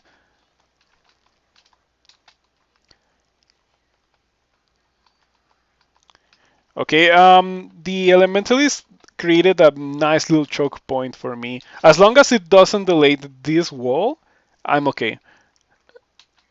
But if it delays that particular wall, then it could be an issue. And the elementals are not really a worry for me. Like, sure they hit for 40, but they're very slow. Um, they're pretty ignorable. They're pretty ignorable with what I currently have. They're only annoying. Let's put them like that. I don't. I'm not, like I'm not feeling at risk here, especially with the amount of HP I have. Worst case scenario, I have to run away, and I can just blink towards this particular square, and I can just run away. Especially because the elementals are so slow, and that's the elementalist that summoned all these earth elementals, so we can kill it to get rid of the elementals. Okay. Oh, even more elves. So this would be the perfect situation for immolation, but I only have one scroll, and that scroll is gonna be the one that I use to kill the royal jelly. I cannot torment the royal jelly, which is a bit of an issue. The shining one doesn't like it when I torment people. I guess have I identified the scroll? I guess if I get an unidentified scroll, I can reasonably say that it's torment at this point in the game. Um,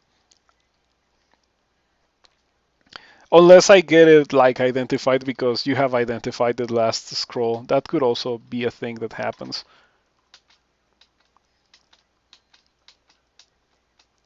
Okay. Okie dokie. The tin is emptied. Okay, so I miss the days when that had 3 charges. Also, a very nice item for Elf is Condenser Bane, and the Shining One doesn't like it when I use Condenser Bane because there's a chance of getting clouds of negative energy. I wish you just wouldn't be able to get the bad effects when you're worshipping a good god. That would be a massive buff to good gods for a 3 rune game. The restrictive conducts are really annoying. They just prevent you from using very good items.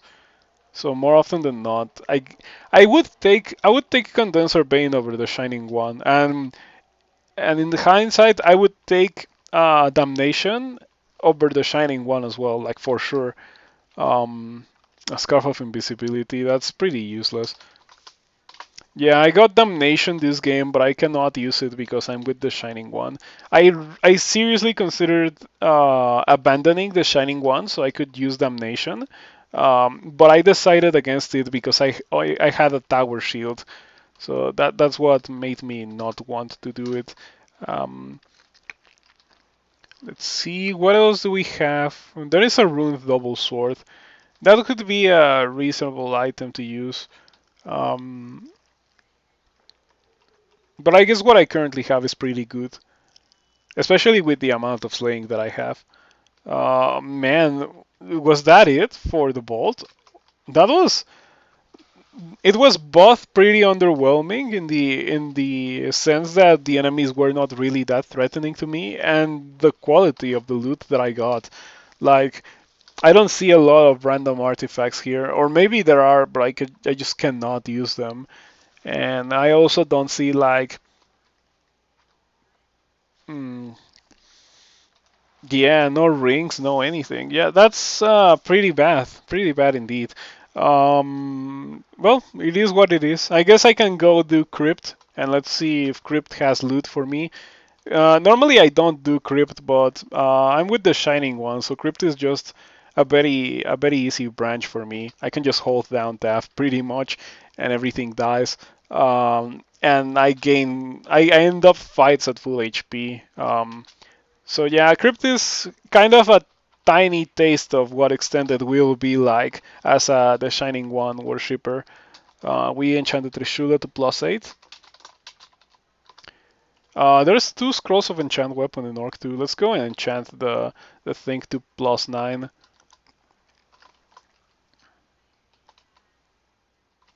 And we're gonna be using any extra scrolls of enchant weapon on the spectral trident. And let's go back to crypt.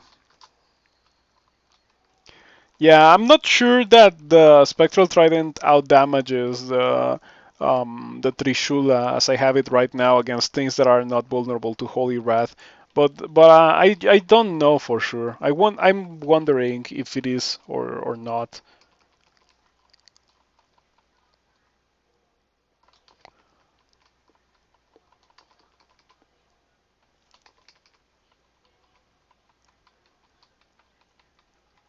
Oh, that's Marjorie. Okay, what do you have today? You have a Demon Whip of Flaming and Storm Dragon Scales. I'm leaning towards wearing those. Like I have Pearl Dragon Scales, but the only thing that they are providing me is the armor class, and Storm Dragon Scales would provide me with resistance to electricity, which is kind of a big deal for this character. Let's see. That reduces my armor class a bit because I was enchanting the Pearl Dragon Scales, and it also reduces my evasion a bit, but it provides me with the very important resistance to electricity. That is pretty much my only source so far. If I ever get statue form, that is going to be a better source of it. But by that time, I'm also not gonna be using the Pro Dragon scales, so whatever. I guess. I guess. I guess the only source, like the only way for me to get resistance to electricity would be to get rid of the Pearl Dragon scales, at least with the loot that I have right now. And I kind of value resistance to electricity more than 2 points of evasion or whatever.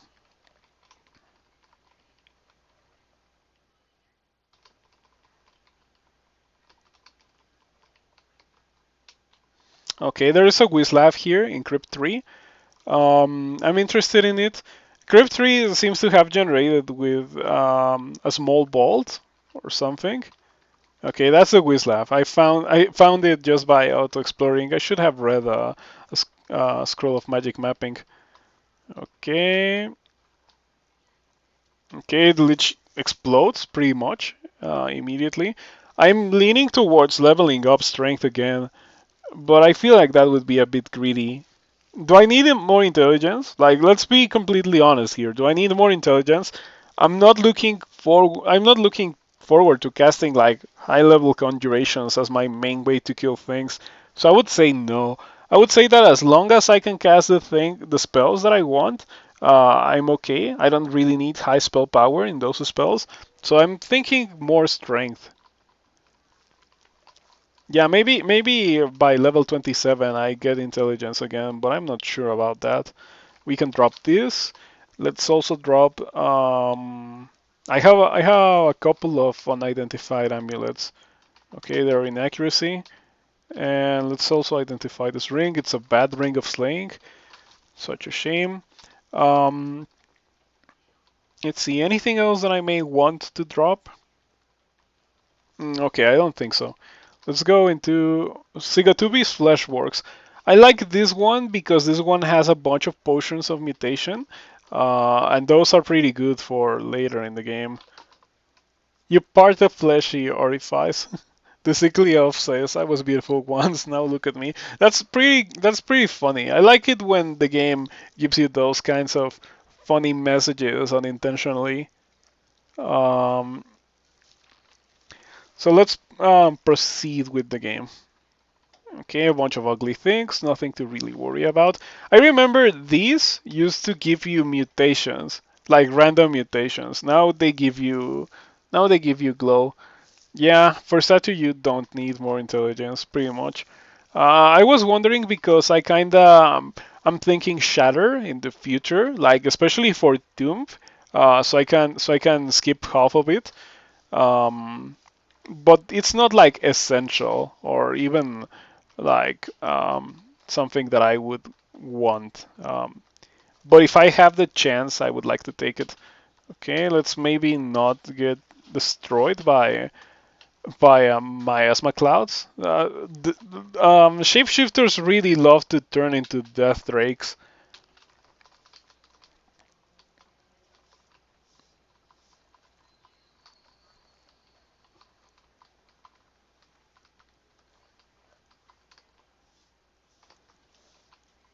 Okay, oh, Book of Transfigurations gave me Hydra form and Dragon form, which means that I already got statue form. Okay, let's go. So right now, obviously, it is uncastable, but in the future, it will be castable, and I'm looking forward to that. I wonder if Sigatubi's Abomination is affected um, by Holy Wrath. I don't know. Like theoretically, it is undead. This thing is based on Frankenstein, right? And Frankenstein was pretty much a zombie, if you think about it. So I don't know for sure. I mean I did okay. I punctured it and it was not affected by Holy Wrath. So okay, how do we kill this thing? It is pretty tanky. It has a bunch of HP and hits very hard. Maybe I should ask for an angel friend.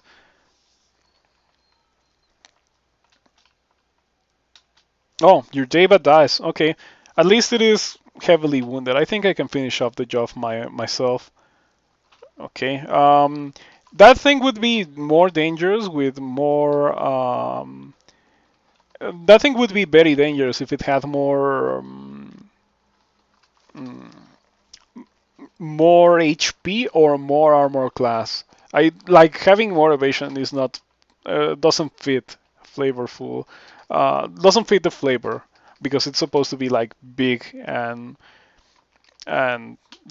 clumsy because it's made out of many things. So yeah, I would like to see a slight buff to that thing.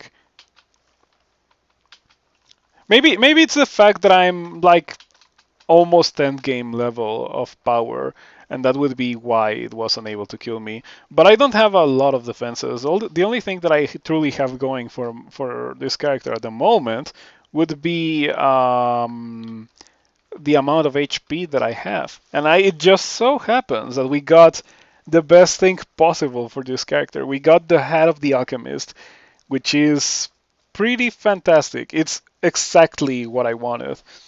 It's a big hit to armor class, but it does give me one pip in every resistance, and that puts me up to the point where I have 3 points of fire resistance, which is pretty good for the end game.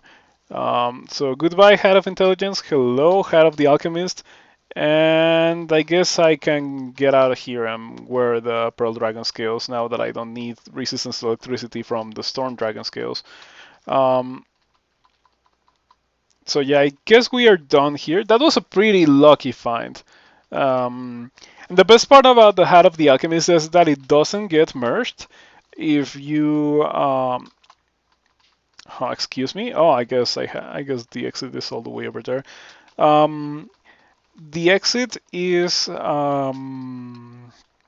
No, not the exit, but the Heart of the Alchemist is not merged when you cast statue form, so I keep all the resistances when I use a statue form, which is a pretty good thing.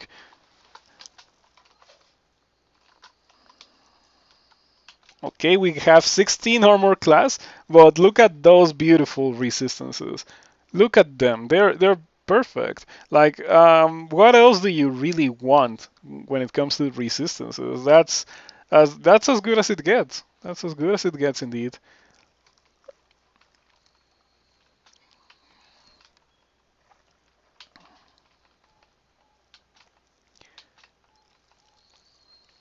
Okay, I'm paying close attention to the amount of flay that I have.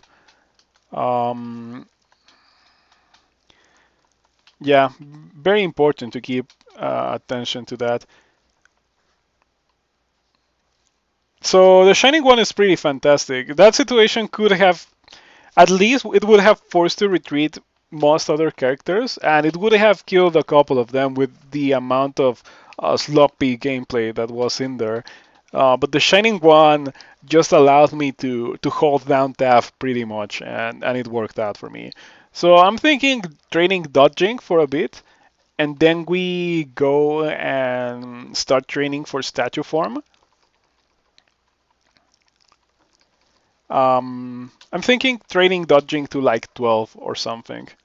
I like this ending. This uh, seems to me like it could be a little church or something, and like something macabre like that. Talking about macabre, and since the game seems to be giving me all of my wishes, I would like to find the macabre finger necklace, please, game. Thank you for delivering. Man, just look at my HP. How many characters have 291 HP at experience level 24? Only ogres. Okay, that's unpleasant. Yeah, I got tormented a bit too many times in there.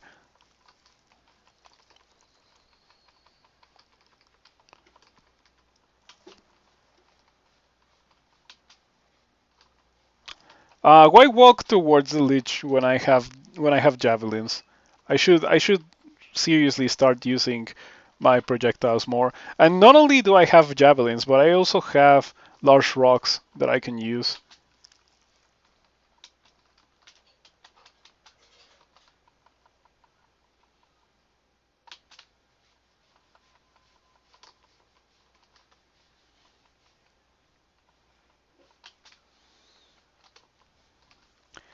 Okay, so far so good. We already found the entrance to the tomb, and we didn't see Khufu. And even if we had seen Khufu, I think we are already pretty strong, and we could take on Khufu and his band of greater mummies, uh, thanks to the magic of the Shining One.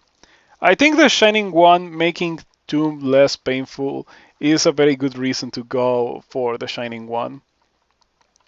There's also people that theorize that Doom as a third rune with the Shining One is easy, but I am not one of them for sure. I don't think Doom can be made easy under any circumstance. Um, okay, we can drop that. But yeah, maybe manageable. Maybe manageable as a third rune with the Shining One. I certainly don't want to try because Tomb is the Shining One or not the Shining One. It's a pretty nasty place. The Vampire's Tooth, Condenser Bane, an Amulet of Inaccuracy, a Shiny Tower Shield.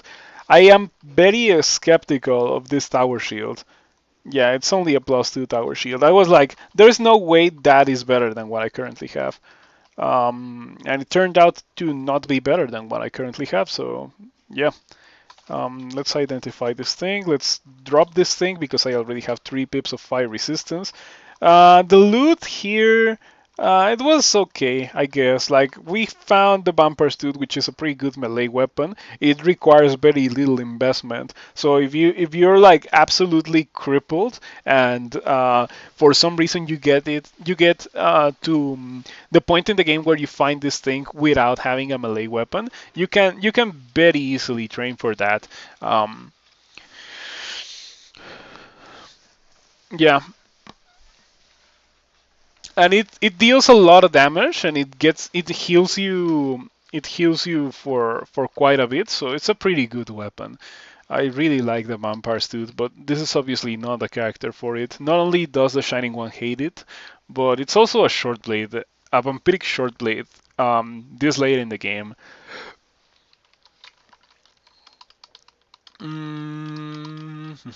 So now that I've done crypt, I guess the next thing to do would be to do depths 1 through 4 or 1 through 5. Um, okay, we got Sojobo right away. I'm gonna wait for her to be next to me. I'm gonna use File of Floods so that she's waterlogged. That removes the most dangerous thing that she can do, which is casting spells. Like her spells are significantly more dangerous than her melee. Her melee still kinda hurts, but it's better to get meleeed by Sojobo than to have her summon air elementals or something and then Earth Strike you or Wind Blast you away from her. Sojobo is pretty nasty.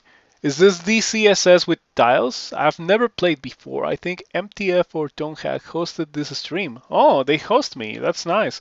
I should follow MTF. I don't really play a lot of the games that MTF plays, but yeah, just to share appreciation. For hosting me and stuff, like support the roguelike community and all that kind of stuff. Despite not playing, I'm finding this quite interesting. Yeah, this would be Dungeon Crawl Stone Soup with tiles. So I'm about to, like, you can see there in the bottom right corner, that's how console looks like. This is how the game looks to me. This is how I play the game. I have never played with tiles. I don't understand tiles. They don't mean anything to me. They're super chaotic, and I find them really confusing. But most people enjoy tiles more than they enjoy console, so I prefer to stream on tiles. Like the way I set up my stream is that the game has a function where you can spectate people playing online.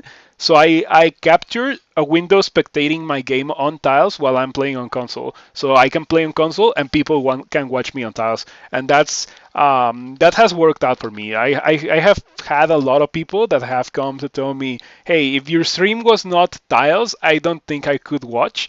And even when I sometimes I forget to switch to the tiles window and they remind me. So yeah.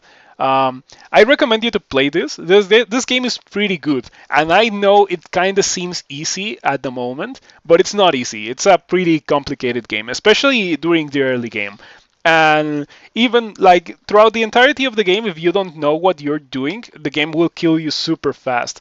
It's mostly a check of knowledge and tactics. It's not really a check of how many spoilers you know about. It's more like a check of, do you know what to do in this particular Sorry, do you know what to do in this particular situation? The game does that a lot to you, and I find that really enjoyable. It's not like an "oh, I got you" situation, you're dead, like in NetHack, for example. If you've like pretty much everyone that has watched this a roguelike stream has played NetHack at some point in their lives. So you know there's like cockatrices and like green slimes and so many things that can kill you almost instantly in NetHack.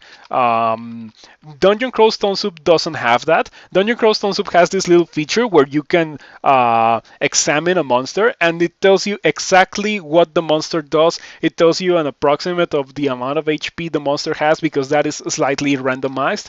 So, for example, for this wizard, it says it's about 40. It shows you the spells that it can have. It even shows you the percentage of success of a hex affecting you based on your current magic resistance. So I have a lot of magic resistance, and therefore the wizard cannot banish me. and banishment is pretty bad. And at this point in the game, I think I'm strong enough to survive the abyss. But if that was to happen to me in the early game or even the mid game, banishment is a pretty deadly effect, and you don't want to be banished. So magic resistance is important because of that. And so yeah, the game rewards you if you know how to play the game. If you don't know how to play the game will hurt you, and it will be pretty bad. So for example, this guy deals a lot of damage. Like as you can see there, Chain Lightning goes from 5 to 264 on a bad roll. Um, but it is an electric attack, and I have resistance to electricity, so it's not that dangerous to me. It can still be very dangerous if it happens like repeatedly, but he's more likely to kill himself with his electricity than I am to die with electricity resistance. So yeah, Nicola was not really dangerous for me in this particular game.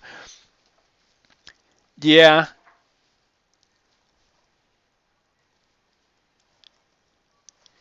kind of like Path of Exile. That's an interesting comparison. I have never played Path of Exile, but I've always been like slightly interested by Path of Exile. I don't know if I want to get into it because I've heard that it takes like it's kind of a very time-consuming game, a kind of a bit grindy as well.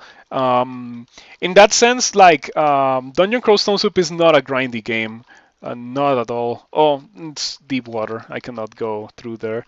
I wanna get in there because there's some loot that I want. More specifically, this wand of digging. Wands of digging are kinda rare in this game. So yeah, I ran out of wands of digging actually. Let's see. Oh, it's also surrounded by deep water. I'm gonna have to use a potion of flight. I only have two. That's kind of unusual. Normally, you have a bunch of them by this point in the game, but I guess not today. The rest of those things, I guess the gold does something. Grinding gear games, Jesus. Okay, so yeah, that kind of kills my interest in that kind of kills my interest in Path of Exile quite a bit. Not gonna lie. I don't really like grinding in games. Um, and if there is grinding, I prefer it to be enjoyable, like you're grinding but you don't really feel like you're grinding, like in Terraria. Terraria is a very grindy game, but it is a game that I enjoy very much. Like it's one of my favorite games. Like I will never forget the things that Terraria made me experience. So yeah, even though it's a very grindy game, I didn't really feel like grinding while I was playing Terraria. Like at least the very first time. Once you know what's going on, it does feel like grinding, but that first playthrough of Terraria is special because of that. So yeah, this character is just destroying everything. I'm surprised at how well it has been doing with these defenses. I guess the fact that I am a Nugger with 300 HP by this point in the game greatly offsets the fact that my defenses are garbage. And the fact that I got the Hat of the Alchemist also reduces a lot of the damage. Like, this screen in NetHack wouldn't be a thing. Like, this screen goes against the design philosophy of NetHack of keeping things as obscure as possible from the player. Dungeon Crawl Stone Soup doesn't have that. Dungeon Crawl Stone Soup will tell you very accurately. It doesn't tell you exactly what it's like, but it shows you here that I have 3 pips of fire resistance. You don't know exactly what 3 pips of fire resistance do, but you can assume that since it's as much as you can possibly get in this game, it must be very good for you. Like you're almost immune to fire attacks, and it is indeed the case. If you look up like the spoilers and the source code and stuff like that, you realize that 3 pips of fire resistance will reduce the fire damage that you take by around 80%. I don't know the exact number, and it may be different. Ever since I last checked, but yeah, it is very good to have, specifically fire resistance, because in the end game there is a monster that deals incredible amounts of fire damage, and there is no equivalent for ice in the game. So yeah, having fire resistance very good. Having ice resistance also very good, but not as good as having fire resistance. I would say that having at least 2 pips of fire resistance is necessary for you to win the game, and having 2 pips of fire resistance is kind of a small luxury, like not really necessary. Um, so I am a nugger with 20 throwing, which means that I can throw large rocks. Like you can throw large rocks without skill, but you throw them very slowly and very inaccurately. So with 20 throwing, it takes me 1 turn to throw a rock, as you can see. So I throw a rock and then the monsters do their thing. And if I trained it a bit more, I could throw it a bit faster, but I don't think there's any need for me to do it. 20 throwing, like for 1.0 delay in throwing my rocks, is more than enough for this character. Probably throughout the entirety of the game. Like I don't think I'm gonna need any more throwing than what I have right now. I have DCSS on my hard drive. Um, I'll definitely play it soon. Hey, that's nice to hear. I really do recommend you to give this game a try. It's really good. It's really good. It's really fun. It's really enjoyable. It's um, it's a pretty good game. It's a pretty good game indeed. And it's very well done. Like the design philosophy in this game is one of the best that I've encountered in my life. And I've been playing video games for over 20 years at this point.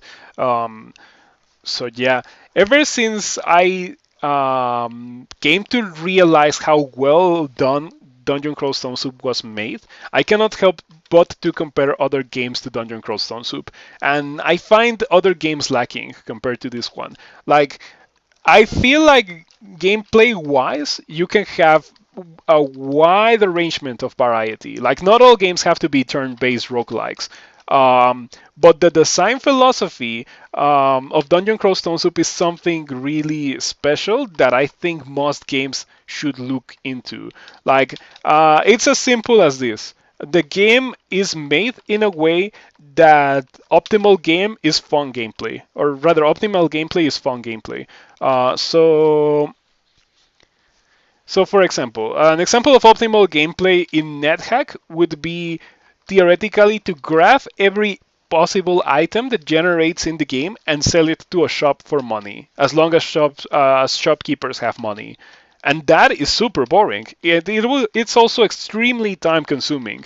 So, but that is optimal gameplay if you're in dire need of money for some reason. Um, Also, getting all the scrolls that are good or bad in the game and blanking them in water so you can make other better scrolls with magic markers. That is optimal gameplay in NetHack, and unfortunately, that's a bit more necessary for you to win. Like to have enough scrolls of enchant weapon and enchant armor and stuff like that. It's kind of important to have that in NetHack. Um, and Dungeon Crawl Stone Soup doesn't have anything like that. So in a sense, the game is minimalistic. Like you don't have to really do a lot of things in the game other than fight well.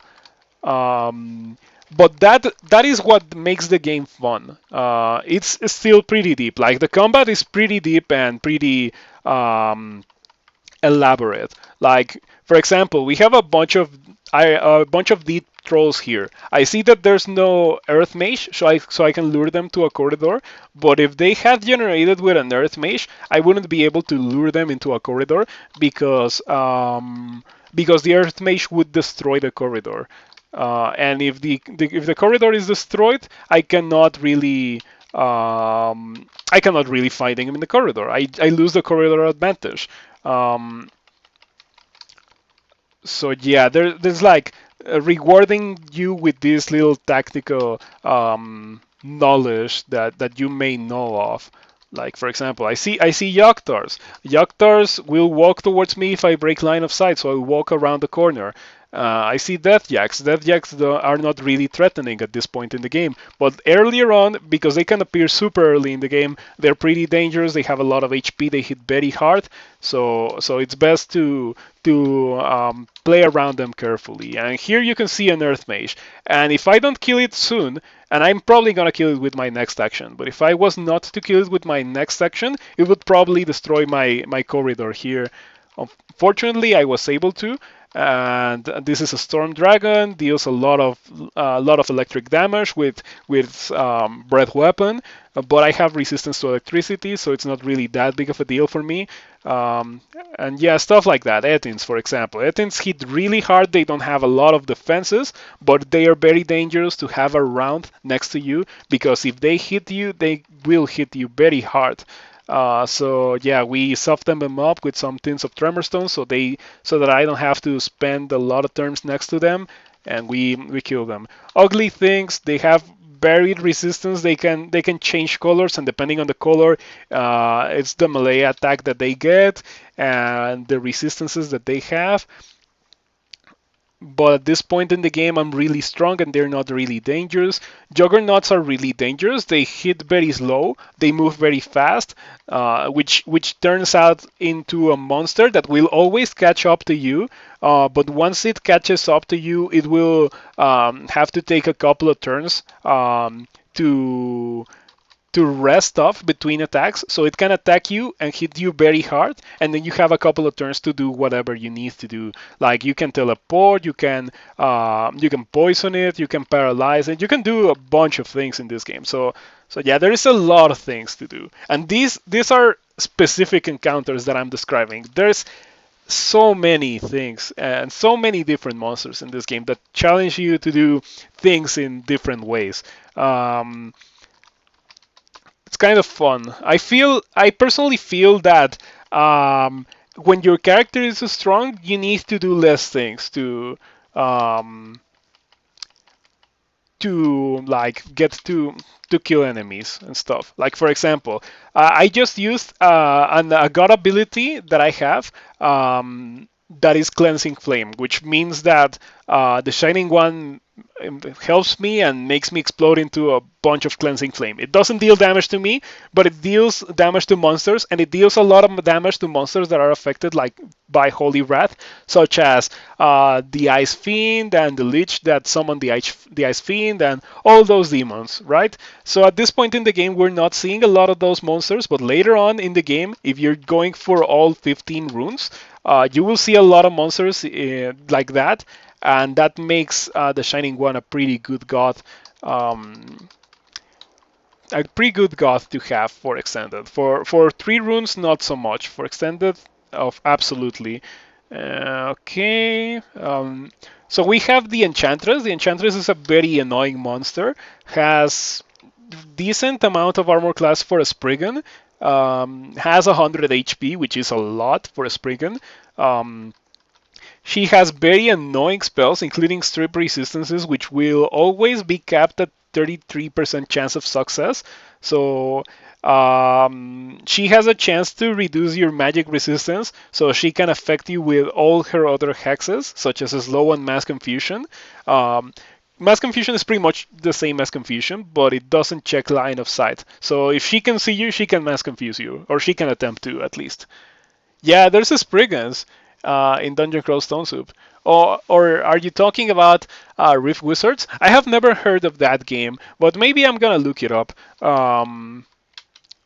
It all depends on if I need another game or not. Right now, I've been playing a lot of Guilty Gear. It's a fighting game, so very unlike a roguelike, but I've been having a lot of fun with it.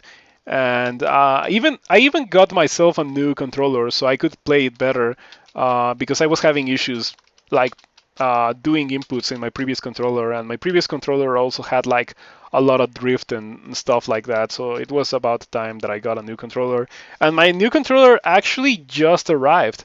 Um, so yeah, I'm really excited um, to try it.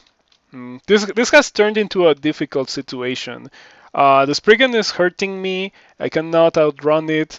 It seems to have um, No, it doesn't have that much armor class, so I should be able to kill it very easily. Okay, so in this situation, this guy has a bunch of evasion. I'm pretty sure it would just dodge everything and I would die. But I can use one of my wands. I have here a wand of Ice Blast. I can aim the Ice Blast here, and Ice Blast cannot be dodged. So as you can see, it's taking a lot of damage. Um, and one more Ice Blast should kill it. And after that, I can just run away from Baisu Shen and her Hydras because they don't run faster than I do, unlike the Spriggan. There we go, Spriggan Defender is dead. So now I just have to find myself a set of stairs and I can go. I would rather go down because I cleared the previous level. So Baisu Shen is a unique monster.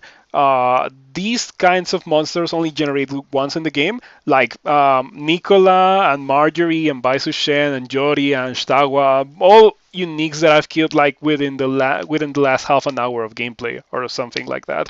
So they will not generate again. They're unique for a reason. They have things that regular monsters don't have. For example, this is a Draconian that has a bunch of HP to begin with. Draconians don't have that much HP unless they are unique. Um, she deals a lot of melee damage. Right now, she deals a lot, and she can deal even more a bit later. Um, and she has spells. Like Draconians don't have Summon Hydra. Pretty much the only Draconian that has Summon Hydra is Baisu Shen. And then if she loses half her HP, she turns into a Storm Dragon with different spells and deals more melee damage and stuff like that. So it's not something that I can really fight at 50 HP. I would have to retreat, come back at full HP, and now I think I can kill her without having much trouble. So yeah, we throw a rock and it deals a lot of damage to Baisu Shen.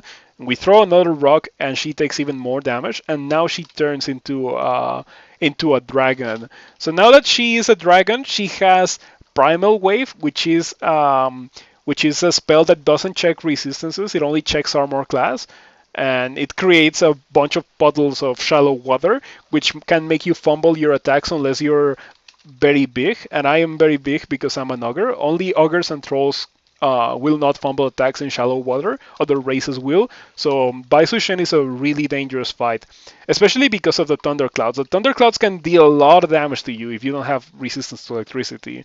So now that I have, she's not really that dangerous, but she can still get me. If I had fought her with 50 HP, she probably would have killed me. But I know that I shouldn't fight that monster with 50 HP, so I saved myself like that. So yeah, this game is really good. Played a bit of BlazBlue College, which I think is also made by the same people as Guilty Gear. They're made by the same studio, but they're like different teams. They're actually kind of rival teams within the same like publisher. There's like Team Red, which makes Guilty Gear. I think Team Red also made Dragon Ball Fighters, but I cannot tell for sure. And there's Team Blue, which makes BlazBlue and all the spin-off BlazBlue games. Um, so yeah, anyway, you can clearly see that Blaze Blue is heavily inspired by Guilty Gear, and Blaze Blue is a bit more complicated of a game than Guilty Gear, but yeah, they're both pretty interesting games. Guilty Gear is a bit more frantic and stuff. Blaze Blue is um,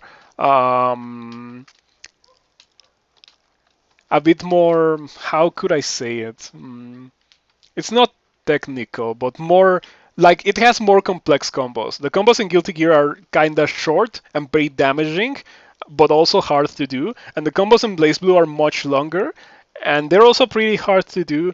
But you can go very long with the combos in BlazBlue. I really enjoy that game. I also played a bit of BlazBlue. I played it in my PSP out of all consoles. I played it in my PSP, and it was pretty fun. I should fix that PSP. I think I destroyed the D-pad because of how much I played Guilty or not Guilty Gear but BlazBlue. We found a ring of strength. I don't need a ring of strength. Those are decent when you don't have anything better, but right now I have really good items, so I don't need a ring of strength or a ring of flight or a ring of poison resistance or a ring of protection from cold. Actually, I already have all the resistances that I would need from my Hat of the Alchemist, which is a very special item. You can only get one Hat of the Alchemist in the entirety of the game. It's not a random artifact. It is a fixed artifact. So pretty much if it generates in your game, it will always generate the same. So it's not random. Um, which is it's not really something that you need to know, but it's nice to know that if you get the Heart of the Alchemist, it's almost guaranteed to be good for your character. You may value the armor class that you would lose from wearing the Hat of the Alchemist more than the very high amount of resistances that it gives you, but it's very rare that a character will value resistances, or rather, will value armor class more than resistances. Um, So yeah, this character has been going quite strong for a very long time. If I was playing to if is there a wiki for Dungeon Crawl Stone Soup? There is a wiki, but the wiki is kind of outdated. The wiki is always behind. I would recommend you to try the Learn database. There is a bot for Twitch for the Learn database. I don't really use it. Let's see. There is a bot, but I don't use it. But there's also like a web page for the Learn database, and there's also like a bot on Discord. So if you are in the if you're in the Discord for roguelikes, you probably have seen my posts in there. But yeah, there is a bot. There is a bot for the Dungeon Crawl Stone Soup community, and you can ask the bot whatever you want. And the bot has like a bunch of information regarding the monsters, and it also can give you solid stats about the monsters. Like it tells you its HP ranges from this amount to that amount. Its armor class is always this. Its evasion is always this. That kind of stuff. So yeah, more solid, consistent numbers taken directly from the source code. Um, and then there's also comments by players. I would recommend you to look up one of like this is one of my favorite entries in the Learn database. Let me look it up.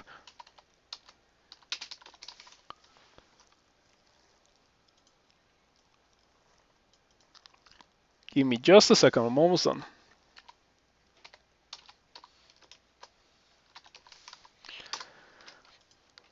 Yeah, this entry that I'm about to link, it's my favorite. It's one of my favorite entries. I don't know if it's my favorite entry, but it certainly is one of my favorite entries in all of the Learn database.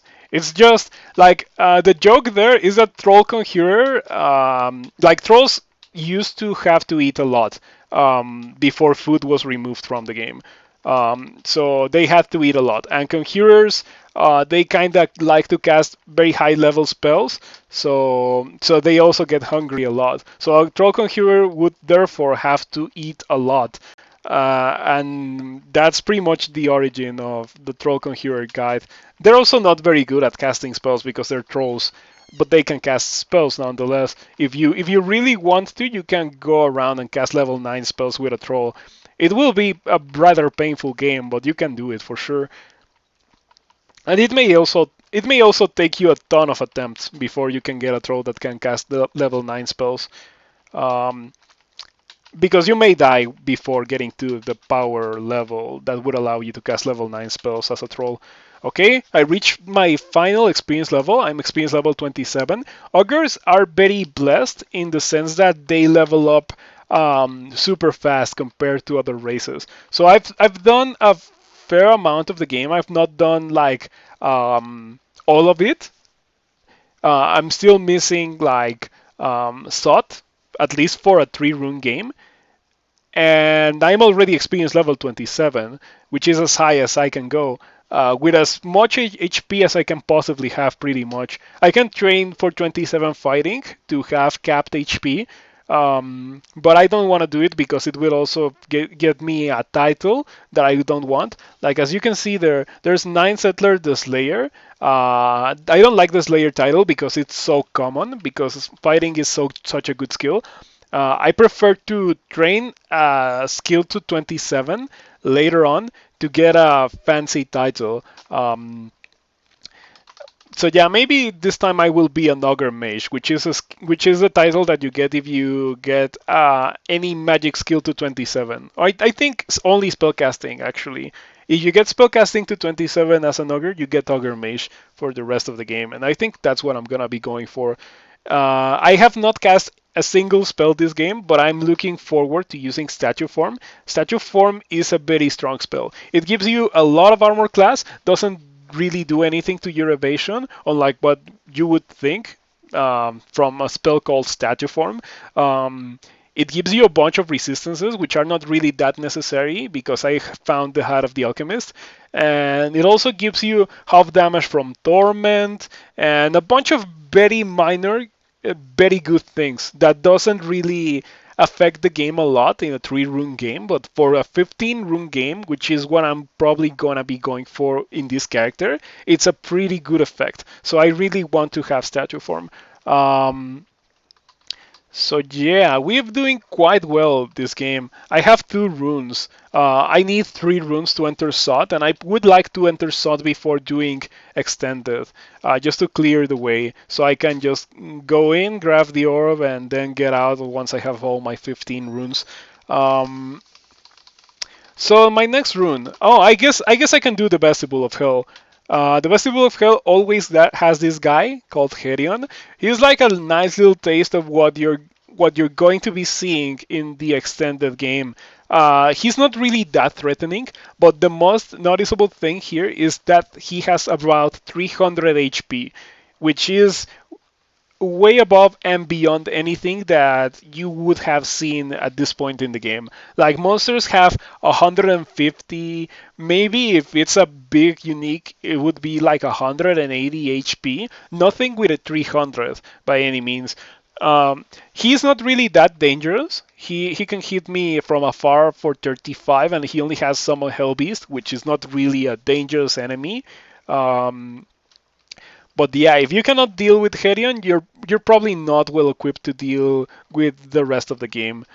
Not really a trial by fire because Herion doesn't threaten you in the ways that other monsters in the game threaten you, or rather other monsters in Extended.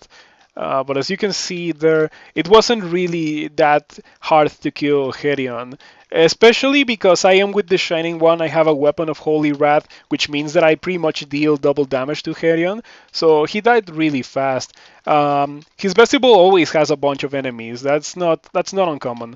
But the Shining One heals you when you kill enemies that he hates, such as undead skeletal warriors or heretic humans like this Hell Knight or this Necromancer or freezing red spectral enemies or demons such as this Blizzard demon. Um, so yeah, pretty much Extended is composed solely of these things. So the Shining One is, I would say, like many people think Sin is better, but I personally think the Shining One is the best possible god for Extended because the gameplay is a bit more exciting than Sin. Like Sin has an ability where you are guaranteed to save yourself from damage. Like you can just place a field in a level where monsters will not attack you and you will not attack monsters because if you attack monsters he gets really mad. And many people think that ability is really good. I think it's really boring. So I prefer the Shining One, which allows you to engage in enjoyable and glorious combat against the forces of evil, and you can heal yourself whenever you kill them. So theoretically, a worshipper of the Shining One can go infinite when fighting, just because whenever monsters come, you kill them, and he heals you, and monsters keep coming, and you keep killing them, and he keeps healing you. Of course, that may not be the case for this particular character, because as you can see, my HP has been dropping while in there, because there's so many monsters, and I'm getting attacked by 8 monsters in the same turn. So that would be why. In addition to that, there's like reapers that hit you from afar and blizzard demons that have airstrike and stuff that doesn't really check your magic resistance or resistances altogether, such as this Helion. Like as you can see, that guy has something that's called damnation. That effect doesn't check anything. Doesn't check anything. Doesn't check evasion. Doesn't check armor class. Only checks that you're above 0 HP. And if you're below 0 HP, you're dead and it's game over. So yeah, pretty strong spell. Pretty strong effect. That's something that normally a player character wouldn't have access to, barring some very specific circumstances. You either find an item that can shoot this, which is really, really, really rare. Like, there's only two items. One of them is guaranteed after you go through one of the hells. And the other one is not guaranteed to ever spawn in a single game, or rather in any given game. And there's also a demon spawn mutation that you can get that's also not guaranteed. Demon spawn mutations are randomized, so you always end up with kind of a different character. And that demon spawn mutation would allow you to throw damnation at monsters, which is obviously really strong. So yeah, there's that. Hellions and damnation in general are why 15 rune games are dangerous. Can you tame some enemies? Well, the answer to that would be yes. There is this little thing that I have here. Oh, I guess I don't have it. There is an item called Wand of Enslavement. So that checks monster magic resistance. So you would need like a lot of training in evocations to properly use it against some of the most dangerous enemies, and it charms them temporarily. It's you don't really get them permanent allies with all roles. Like there's some roles that have permanent allies, or more specifically, some gods that grant you permanent allies.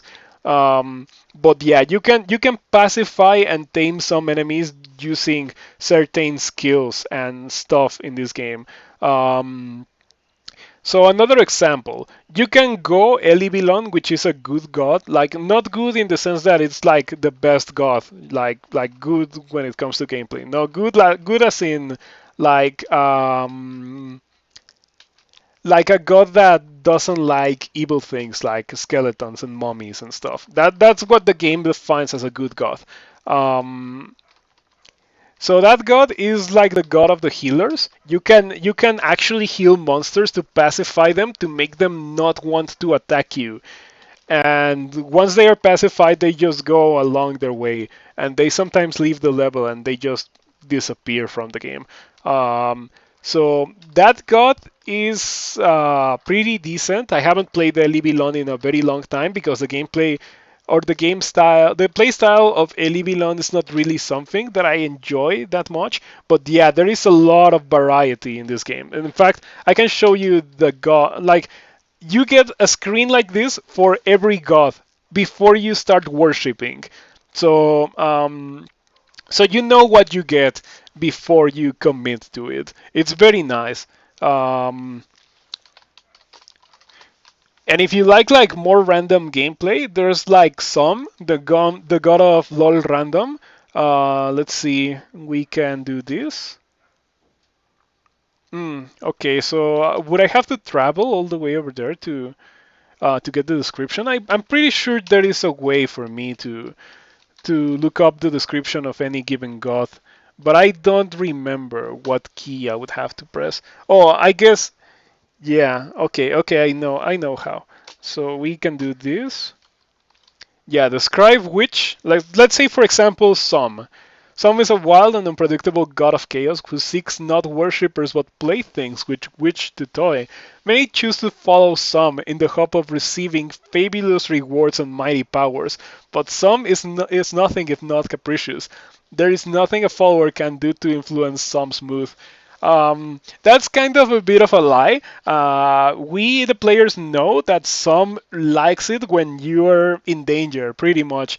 Like, if you get teleported next to an ancient lich and you're like experience level 15, you will see a message along the lines of some roars with laughter. Um, and yeah, stuff like that. Some really likes to see you suffer and stuff, and will get bored if you're too strong or something along those lines. If nothing exciting has happened in the game, some will tell you that you're getting boring, and when he is bored, he does something bad to you. Like sometimes it can be something like minimal, such as summoning a bunch of imps to fight you, which can be deadly in the early game, but later on it's just a nuisance, or it can be something a bit more significant, like directly banishing you to the abyss, which can be a really dangerous thing to happen. So there is this thing, and I have won games only worshipping this god, and he can get pretty strong, and he can get you pretty strong, but he can also kill you. So it's not something that I would recommend on a weaker race. Yeah, there's a lot to Dungeon Crawl Stone Soup. Like every god that you see here in this list, and there's more. There's so many that the window doesn't really show all of them. Um, every god in this list has something special that oh, I guess this window, like I'm looking at the tiles and web tiles, it doesn't show all of them, but you can see them all on console. What I mean is that every god has like a very particular playstyle. For example, Lugonu. You start with Lugonu as an Abyssal Knight, and Lugonu is the god of the abyss. You can worship Lugonu to get out of the abyss easily, but that will obviously infuriate your previous god. So you will have to deal with that as well. There is Ashensari, the god of bondage. Ashensari likes it when you wear cursed items and will give you like information about the dungeon and will identify items for you. Will tell you, oh, be careful of that monster. That monster has distortion, or that monster has a wand of acid. That kind of stuff. Every god has its own little thing. So there is a lot to see in this game. Can you convert from gods? You can. More often than not, the previous god that you were worshipping will get really angry with you and will actively try to kill you. Of course, eventually, them being gods, they will lose interest and they will say, ah, whatever, you can do whatever you want. But they will try to kill you very hard unless it's like one of the good gods. For example, the Shining One, Zin, and Elivilon, those are the three good gods. They will not really get angry if you abandon them for some other god, except for some very specific gods. For example, if I'm with the Shining One right now, if I abandon the Shining One for Maklev, which is the demon god of destruction and pain and stuff like that, that heals you when you kill things, doesn't have to be demons and stuff. He heals you when you kill whatever. The Shining One will get angry at you and will throw angels at you and smite you with cleansing flame and actively try to kill you. So yeah, you can switch from gods, but it's more often than not a good idea because it can get kind of nasty. Also, the rat scales with your amount of piety and your HP, or rather not your HP but your experience level. So a low level character that abandons a god will not be smitten by the worst things the god has to offer right away, because that would be pretty mean. It will still be pretty dangerous and it's still pretty likely to kill you, but it's not like unwinnable like immediately. How many times have you converted personally in a run you've won? I've never converted more than once. A very common route that you can take would be to go Okawaru, which is a god of battle. He really likes it when you kill things, and he likes it even more when you kill things that you're not supposed to kill because they're very dangerous for you. So you get a lot of piety from killing things that are very dangerous. So he gives you stuff, he gives you weapons, he gives you ammunition, he gives you armor, he gives you some skills that are very good. But later on, people prefer to switch from Okawaru to the Shining One. That is a very like popular thing to do. If you start with Okawaru, you get your 3 runes, and you decide you want to go all the way to 15, and you switch from Okawaru to the Shining One. And Okawaru Wrath, in fact, this window tells you what he doesn't like. He really dislikes it when you attack allies. And Okawaru does not appreciate abandonment and will call fearful punishments on disloyal followers. So yeah, Okawaru's most visual warriors. sent against rebellious servants. And the game tells you novices find themselves swarmed by packs of ogres and gnolls, while champions are surrounded by titans and elvish blade masters. And it's just as bad as it sounds. It's pretty bad, but at the point in the game where you're thinking of abandoning a Kagwaro, you need to be able to deal with those things. And if you don't deal, if you cannot deal with those things, maybe it's not a good idea to abandon Okagawaru and stuff. Playing a pure range, you need to go Okagawaru or you don't get enough ammo for extended. I kind of disagree on that point. If you're using slings, you kind of need to go Kawaru, yes. But if you're using bows or crossbows, you don't need to go Kawaru. There's plenty of ammunition. As long as you actually pick it up, there's plenty of ammunition for the entirety of the game. Uh, if you're using throwables like javelins and large rocks, you maybe need to go Kawaru. I got blessed because I got shoals, and in the shoals there's a bunch of merfolk javelineers that always have a bunch of javelins. So I think I'm set when it comes to ammunition for the entirety of the game. Um, so yeah, in a regular 3 rune game, I would recommend you not to convert at all because it's just a huge risk that you don't need to take. But for a 15 rune game, you may convert or you may not convert. I've won 15 rune games with converting, and I won 15 rune games without converting. So yeah, there's no need. Also, by the way, hello Awoth. Good to see you around, and thank you for stopping by, and thank you for continuing your support with the subscription. Thank you for stopping by. Anyway, I have 2 runes. I need at least 3 to enter the final area of the game, which would be the Realm of Sod. If I don't want to do like all the extended thing, which I do want to do in this game, that's why I went the Shining one. So we can get our 3rd rune. There's many options to get the 3rd rune from. Let's see. From these levels, at the bottom of any of the hells, there's a rune guarded by something that I cannot fight at this point. Something too strong, a hell lord like Antaeus and Ershkigal and Asmodeus and Dispater. Those would be the 4 hell lords, and then there's Pandemonium. Pandemonium has 5 runes. 4 of them are guarded by guaranteed Pandemonium lords who always generate the same way and are extremely dangerous. And the 5th one is generated randomly, and it's guarded by a random Pandemonium Lord. You don't know what it is. Pretty much almost every floor in Pandemonium has a random Pandemonium Lord. They can sometimes be very easy to deal with, and they can sometimes be super deadly, more deadly than anything else that you've seen in the game. But they're random, so you never know. You can always check them when you see them to see what it has and if it's proper for you to fight it or not. But you don't know until you're actually within line of sight of it. It's pretty interesting. It always keeps you on your toes. As you can see here, there's an altars window, and Elibilon and Sin are like kind of yellowish. That means that I can convert to them and keep some of my The Shining One piety because they are good gods. They're like kind of allies. So if I was to convert from the Shining One to one of those, the Shining One would not get angry, and I would have more piety to keep worshipping them. And then I can also switch back to the Shining One, and I would lose a lot of piety, but it's not a big deal. But I'm not gonna do that, of course. There's no need to do it. So I can get runes from Tomb, also pretty dangerous. I will have to do that at some point.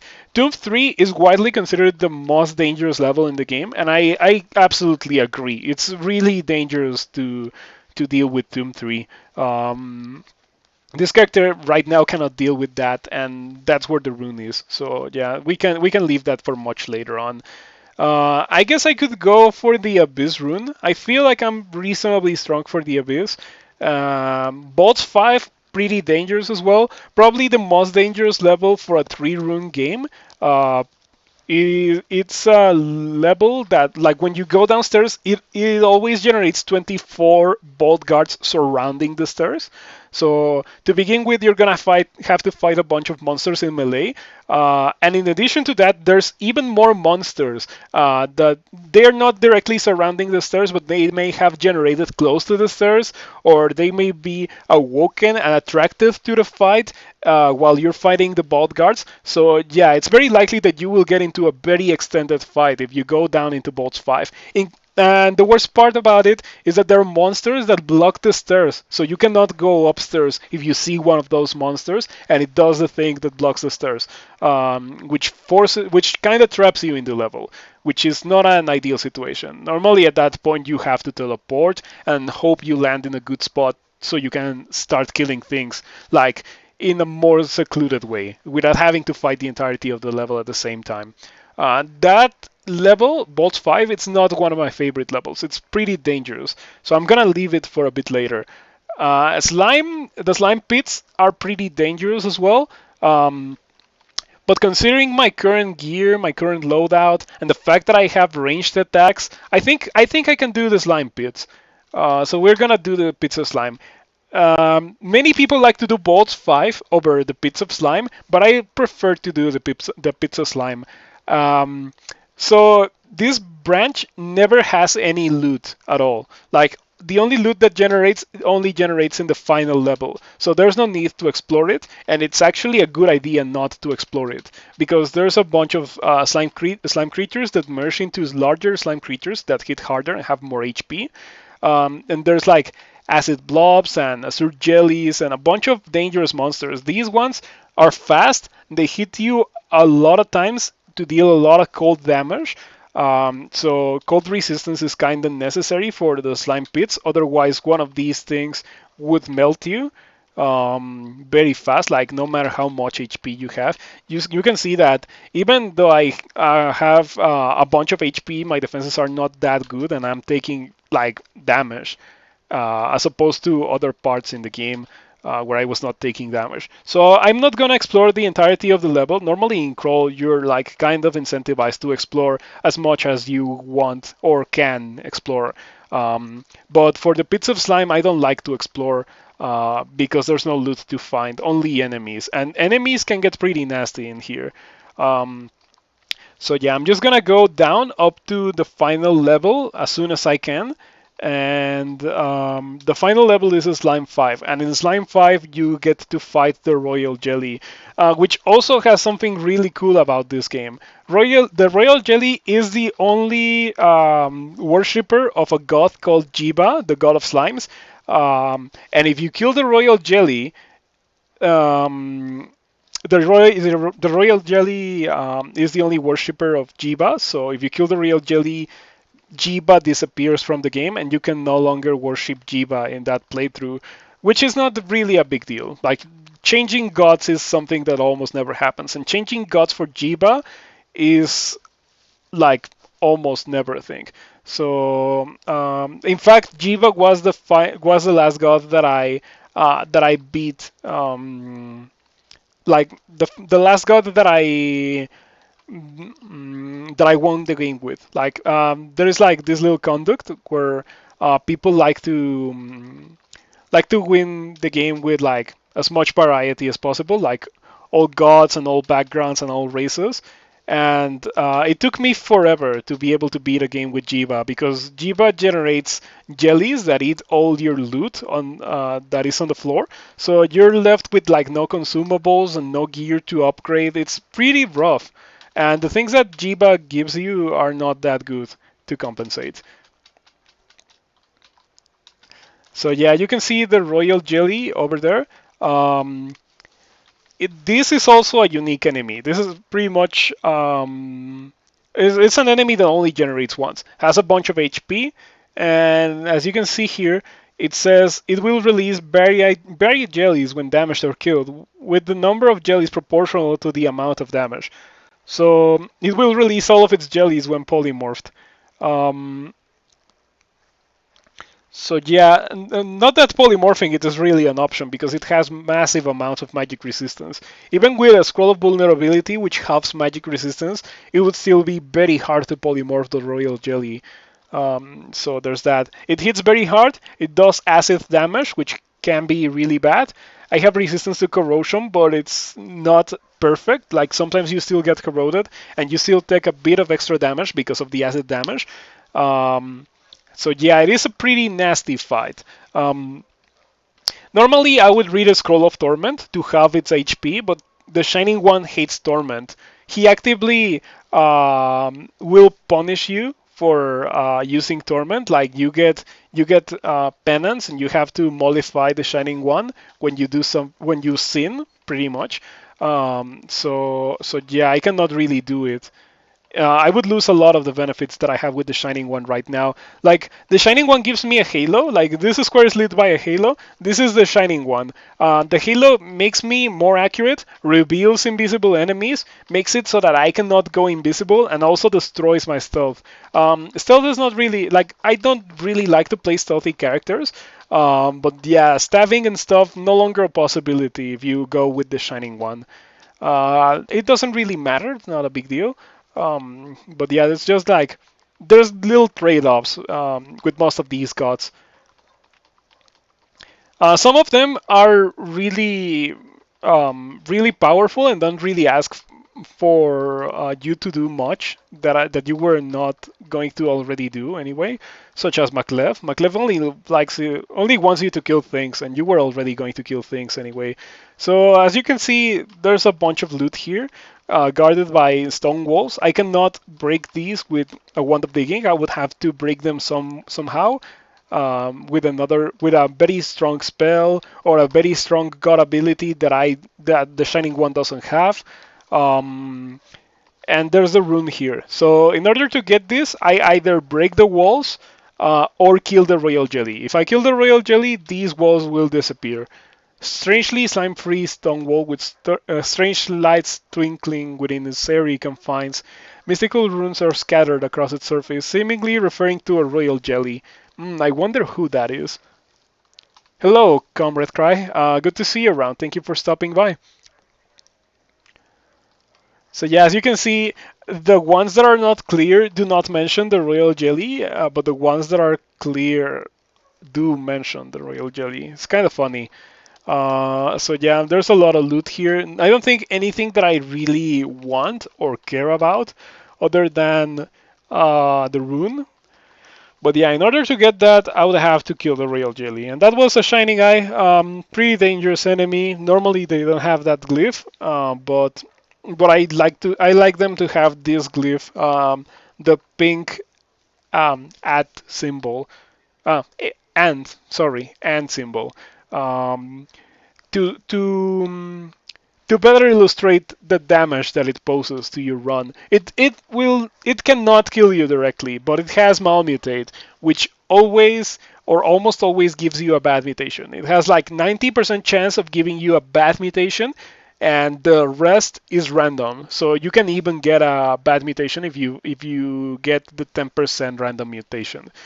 Sometimes it gives you good mutations, but you shouldn't count on that. Right now, I don't have mutations at all, other than the ones I start with because I'm an ogre, and those cannot be removed at all. They can be temporarily suppressed if I turn into something else, but they will always come back as long as I am an ogre. Okay, that's not ideal. The slimes are merging, and we have a titanic slime creature that has 300 HP and can hit you for 110. So monsters having very high hit or very high die rolls when it comes to damage is a pretty bad thing in this game. Because as you can see, I have 18 armor class. 18 armor class is not going to mitigate a lot of damage if I get hit for up to 110. So yeah, there's that.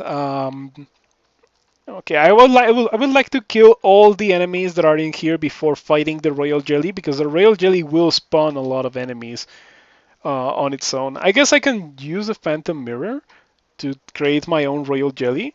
So now I have a friendly royal jelly that will fight for me for a couple of turns. I guess I can also use a box of beasts to summon another ally. And I guess I can also ask the Shining One to get me an angel friend, and we got a Deva. Devas are better than angels as summons because they kind of they deal the same melee damage, but angels have heal and Devas have smiting. And smiting, like an angel will not heal you, but a Deva will smite enemies. So that's why I prefer to get Devas. So as you can see, every time I hit the royal jelly, um, the royal jelly shudders and spits out another jelly. So the jelly spam will get crazy. I would like to. Um, did I? Oh, your royal jelly shimmers and vanishes. It didn't really do a lot for me. Oh, well, so as long as I am fighting like very few monsters at the same time, I should be okay. Um, Especially because I have allies that are also fighting off the Royal Jelly summons. I think my mature Firebat Beast dies. Doesn't really matter. It's only a summon. It will like the item that I used to summon it is currently inert, so it will recharge on its own. But I need to gain experience. I cannot just wait it off because that would be really boring. So in order for it to recharge, I need to gain experience, and it will recharge once I have gained enough experience, and I will be able to use the item again. Having abjuration here is good. No, these are not even counted as summons, as you can see here. They used to be counted as summons, and they used to time out, but nowadays it's not the case. They're just like real monsters that don't give you any experience. Abjuration is good for another enemy that you can find here, who is called Dissolution. But we have not seen Dissolution, fortunately, because Dissolution is a very dangerous fight. As you can see, I'm getting heavily corroded, and corrosion is not permanent damage to my gear. Fortunately, it used to be the case, but that was removed a long time ago. Thank God, because that sucked. Nowadays, it's stronger corrosion, but it is temporary. So what it means is that the more a fight goes on against a monster that can corrode you, the least likely you are to win that fight. As you can see right now, my Trishula is -3, which means that it's gonna be dealing a lot less damage than normal. And my armor class is also pretty nerfed, so I'm gonna be getting hit really hard. Um, so the best thing to do here would be to get rid of the royal jelly right about now, so I can move on with my life. It is severely wounded. It used to be that it did not regenerate, but not anymore. Now it regenerates, which is really annoying because if it regenerates to full HP, it means that I will have to go through all of these jellies that have been getting summoned again. And the ones that have been summoned already will not disappear. So yeah, pretty annoying. Okay, let's use Ice Blast. That hits the Royal Jelly. It deals some damage. The Royal Jelly is almost dead. In order to finish it off, I'm gonna have to use my javelins. Are you vulnerable to silver? Oh, you are. Okay, so silver javelins will deal a lot of damage to to the royal jelly, and that's probably what I should have used to fight it off in the first place, because silver deals a lot of damage to the monsters it affects. Doesn't affect a lot of monsters, but the few monsters it affects, they get destroyed by silver. I got paralyzed by this sneaky floating eye. I need to change the glyph for this guy. This guy should be also a greater demon, so I can immediately focus it when it appears. I can break line of sight and just keep throwing like. Are you vulnerable to silver? Oh, you are. Okay. And I guess I have a bunch of silver javelins, so I might as well use them. It's not like they break all the time.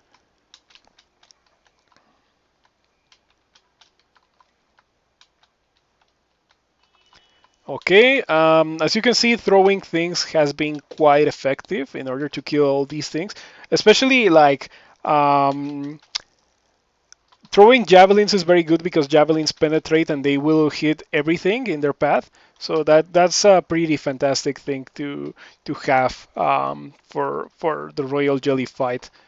Okay, that was pretty good. That was kind of messy, but I was able to to do it without like using a lot of consumables or actually having to run away, which was pretty good. That ring is decent, but it's not better than what I currently have, so I'm just gonna drop it.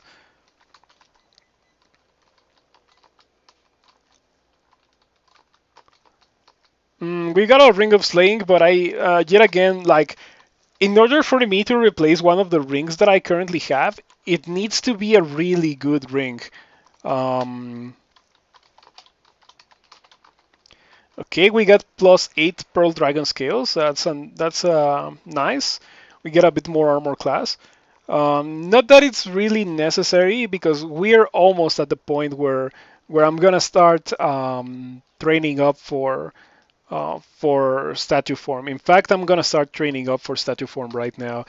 So the way this game works is that you can directly choose how to distribute your experience just how you want it. Like, if you don't like this aspect of micromanaging, you can turn on auto mode, which is, I think, the default, and the game will train it for you. But I don't like that. Like, I feel like that sucks because, as you can see, auto mode would train skills that I don't know why I would train. Like it would train slings, axes, and staffs, and I don't need that. So I prefer to have it in manual mode, um, and I can choose what to train in manual mode. So I'm gonna be training transmutations and earth magic, so I can train for statue form. And when I have statue form, I'm gonna be pretty strong. Um, so now that I have 3 runes, I'm gonna go do Sod for experience so I can have statue form. And when I have statue form, I'm gonna start doing extended. Like I'm gonna do first the Pandemonium because the Pandemonium is a bit safer than the Hells, even though it's a bit harder to retreat from the Pandemonium. And then when I'm done with Pandemonium, I think I'm gonna do the Hells. That shield is not very good. It's certainly not better than what I currently have. So I'm just gonna leave it on the floor. Plus 9 Pearl Dragon Scales. We're almost done with enchanting them. Not that it really matters because the statue form melts the Pearl Dragon Scales. So so yeah, it doesn't really matter. Do you plan on doing 6? Probably not. Like it, in order to do extended, your character needs to be reasonably strong. In order to do cigarettes, you need to be able to deal with the absolute most dangerous things that the game can throw at you. Like a cigarette is as bad as the game can get. And talking about as bad as the game can get, we got Tiamat, the earthly avatar of Tiamat, deity of dragonkind, here incarnated as a mighty draconian warrior. Her scales seem to shimmer and change color as you watch. As you can see, it has a ton of armor class, an absolute ton of armor class. It has 40 armor class, I think. Every plus symbol means 5, pretty much, except for magic resistance. Magic resistance is a bit different. Um, it has around 10 evasion. It doesn't really matter, but it has a ton of HP. Like if Herion had a lot of HP, this Tiamat has a lot more. Um, so the thing about Herion did have around 300, and he was not really threatening because, well, I had I had a weapon of Holy Rat and he was a demon, so I was dealing a lot of damage to him. Against Tiamat, that is not going to be the case. In addition to that, Tiamat hits much harder than Herion does. Herion was hitting me for like 25 with reaching or something silly like that. Tiamat hits me for 60 plus a god tier polearm in the form of a Bardiche of protection. and she can tail slap me for 45. So she hits really hard. In addition to that, like it's not over yet. She has the breath weapon of the color that she currently is. So she's currently a white draconian. So she will have the cold blast from the white draconians, and she can change colors. That's why she doesn't. She is affected by silver. So I can just throw my javelins at Tiamat and hope that it works. In fact, Tiamat is so dangerous that I'm thinking of using one of my buff potions. I have very little of them. I only have 5 potions of haste, but I think it's worth using one of them to deal with Tiamat. And do note that I'm only mentioning Tiamat because that's pretty much the only dangerous thing here. Like the Draconians are kinda dangerous, they're kind of annoying, but they are not Tiamat. Tiamat can actually kill me in a fight one versus one, and the Draconians cannot really do that. So Tiamat is absolutely more dangerous than any of these Draconians.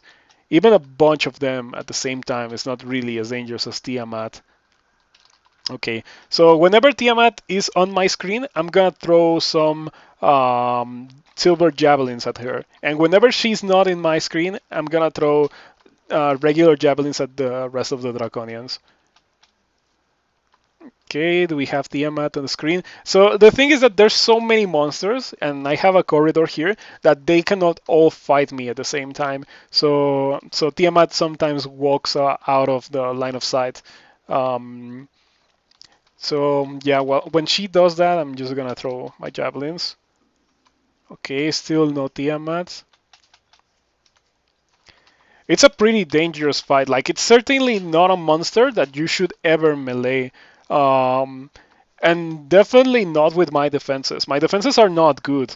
Um, yeah, we have a bunch of Draconians. Tiamat always generates with a million Draconians to support her. Um,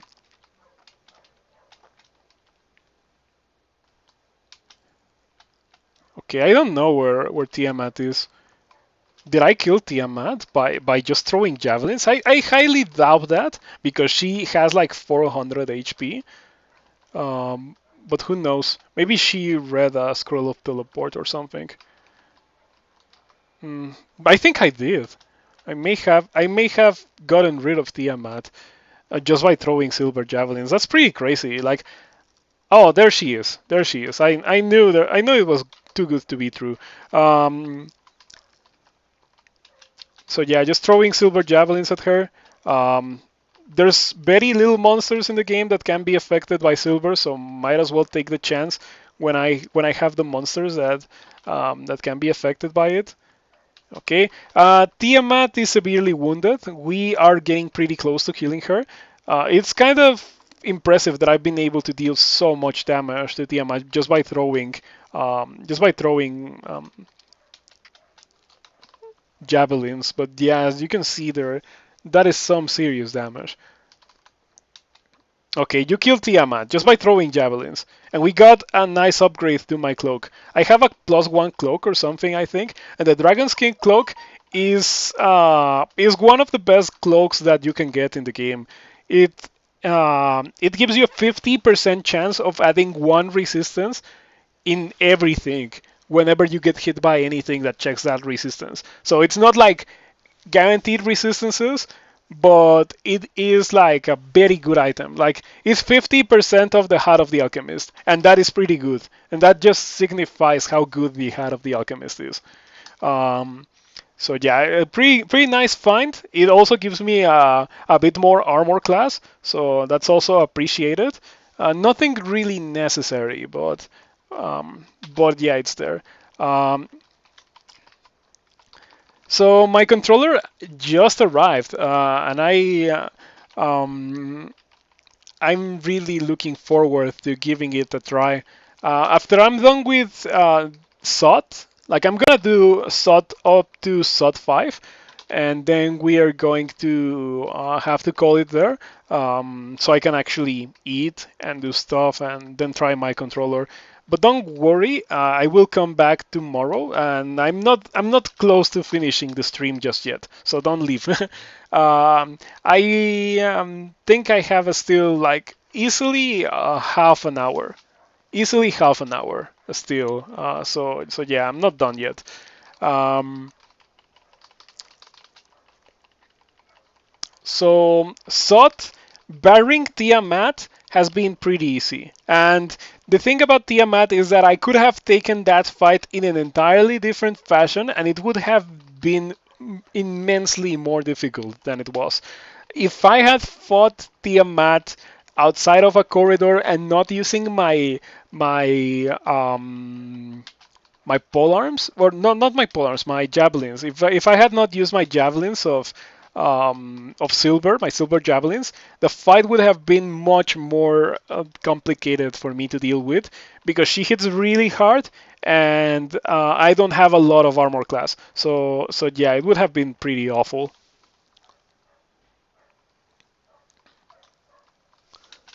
Yeah, you will see more of this character tomorrow. Like, I'm not done yet, but just letting you know. Tomorrow I'm gonna be playing more of this, and we're gonna be doing a bit of extended. And it's not gonna be all of it, probably, because it is kinda time consuming, but maybe it will. Like, depending on how well this character does in extended, I may be able to finish the entirety of it in a single sitting tomorrow.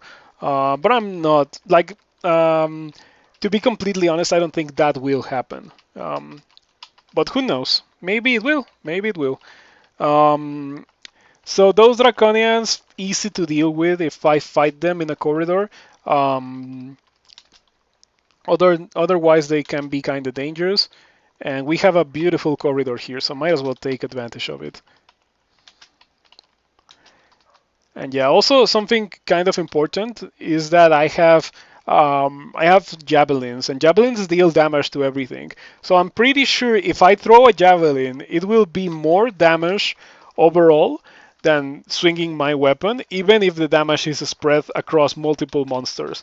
So yeah, maybe the optimal thing to do is to throw javelins. And as you can see, it does take me more actions to kill something, but once I start killing things, I kill pretty much everything. And normally these guys are pretty dangerous, but considering my resistances and my HP, the fights have not been terrible for me. Like, sure, I take 100 damage here and there, but it's not really a big deal when you have 300 HP. For a character like a cat that would normally arrive to Sod with around 100 HP, these fights would be awful, like actually awful. That's why I don't like playing cats. Like, I don't like getting into a fight and then taking a single hit and being at risk of dying, which happens to cats a lot, it happens to kobolds a lot, it happens to spriggans, but it doesn't happen to ogres. Ogres may have issues with defenses, but they certainly don't have issues with HP. I love ogres. Ogres are so cool.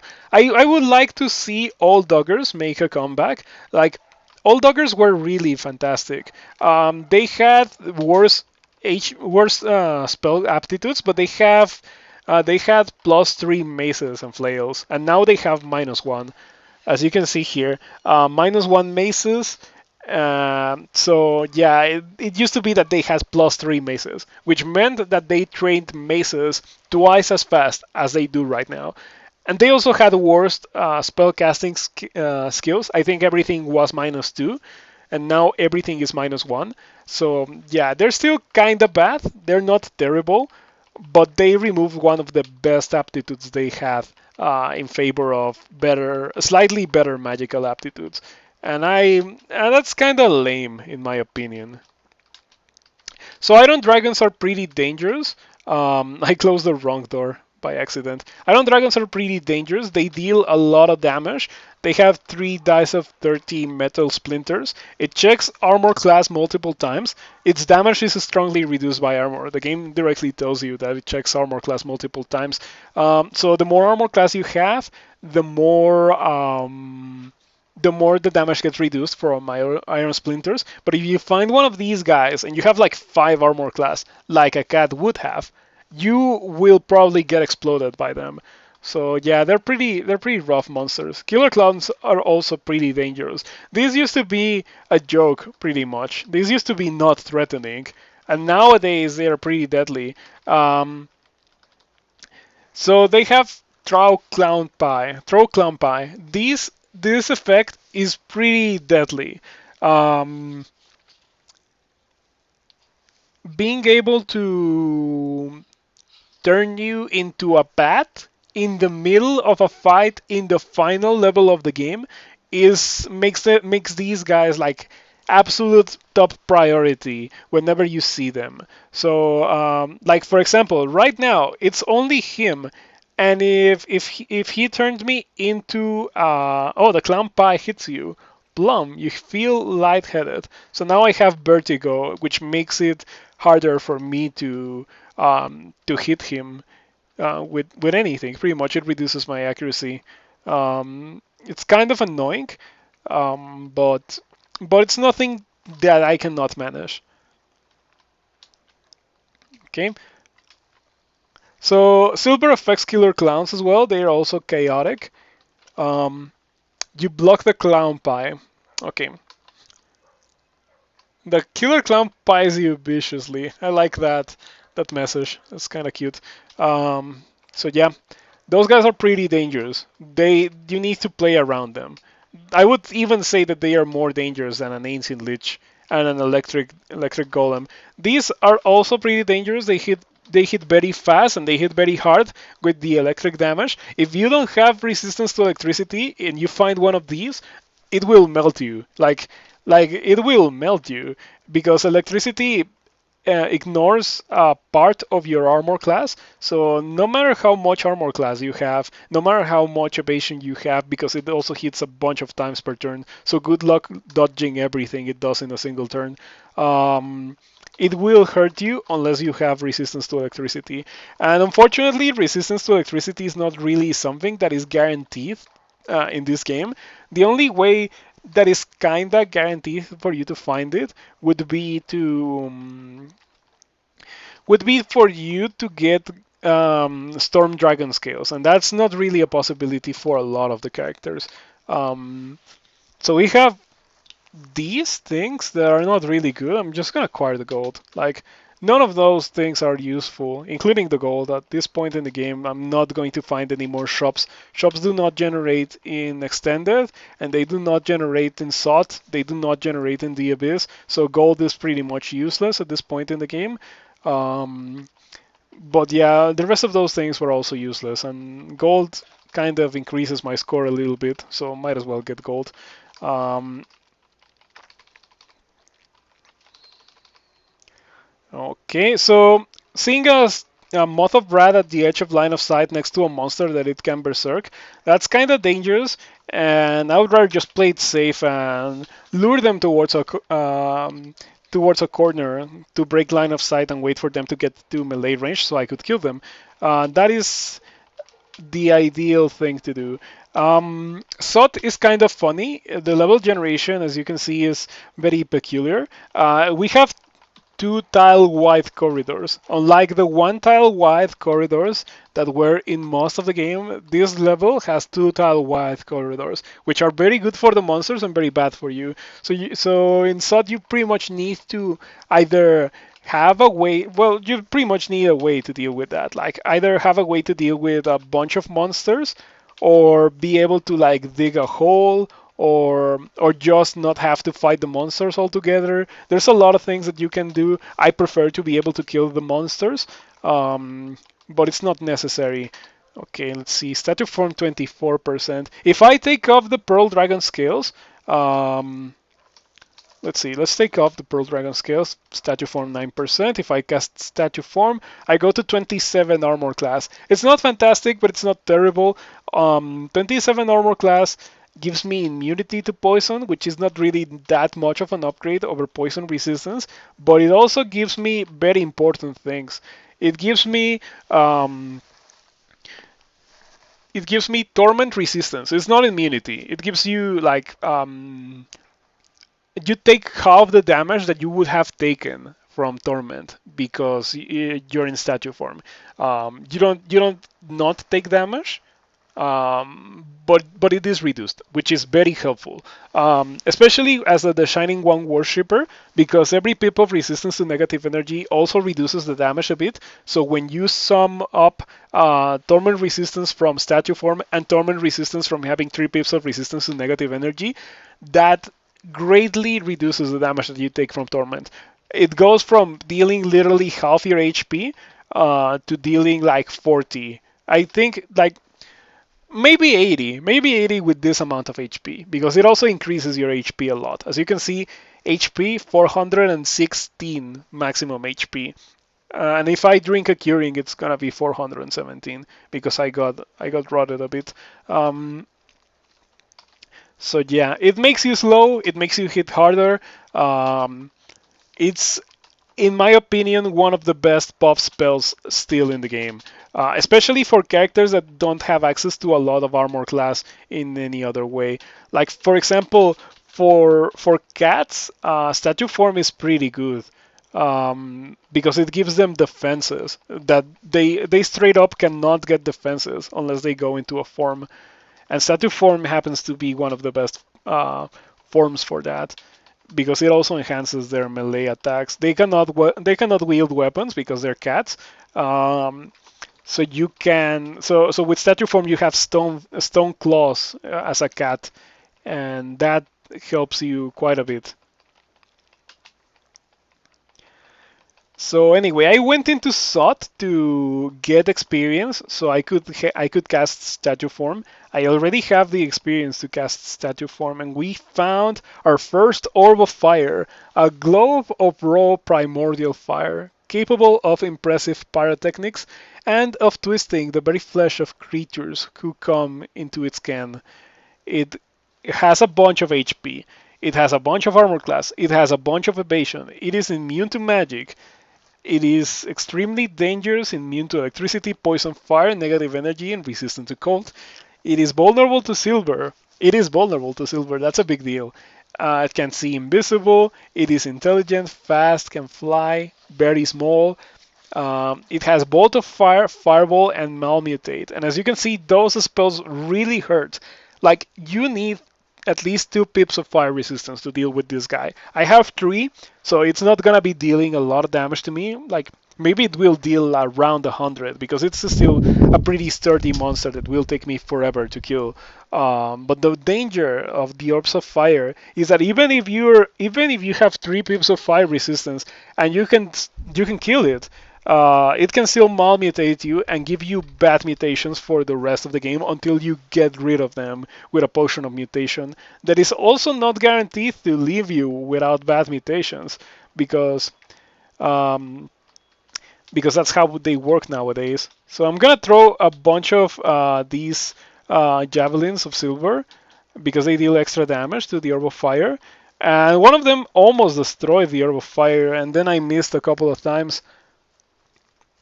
Yeah, you throw a silver javelin. The silver javelin pierces the orb of fire, and the silver sears the orb of fire. The orb of fire is almost destroyed. That was a lot of damage that I dealt with a single action, especially when we consider that monster has around 150 HP. So yeah, that's very good. That's pretty much what you want to see. Okay, I got berserked. And this is the entrance to the Orb Vault. We're not gonna be going in there right now. I just noticed that I have a message online.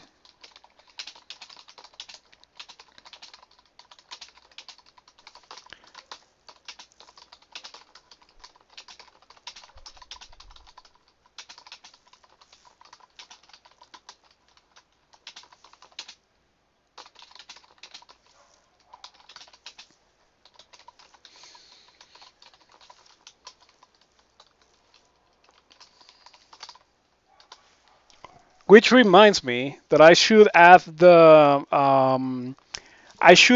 thing. Give me just a second. I should inscribe the Trishula with.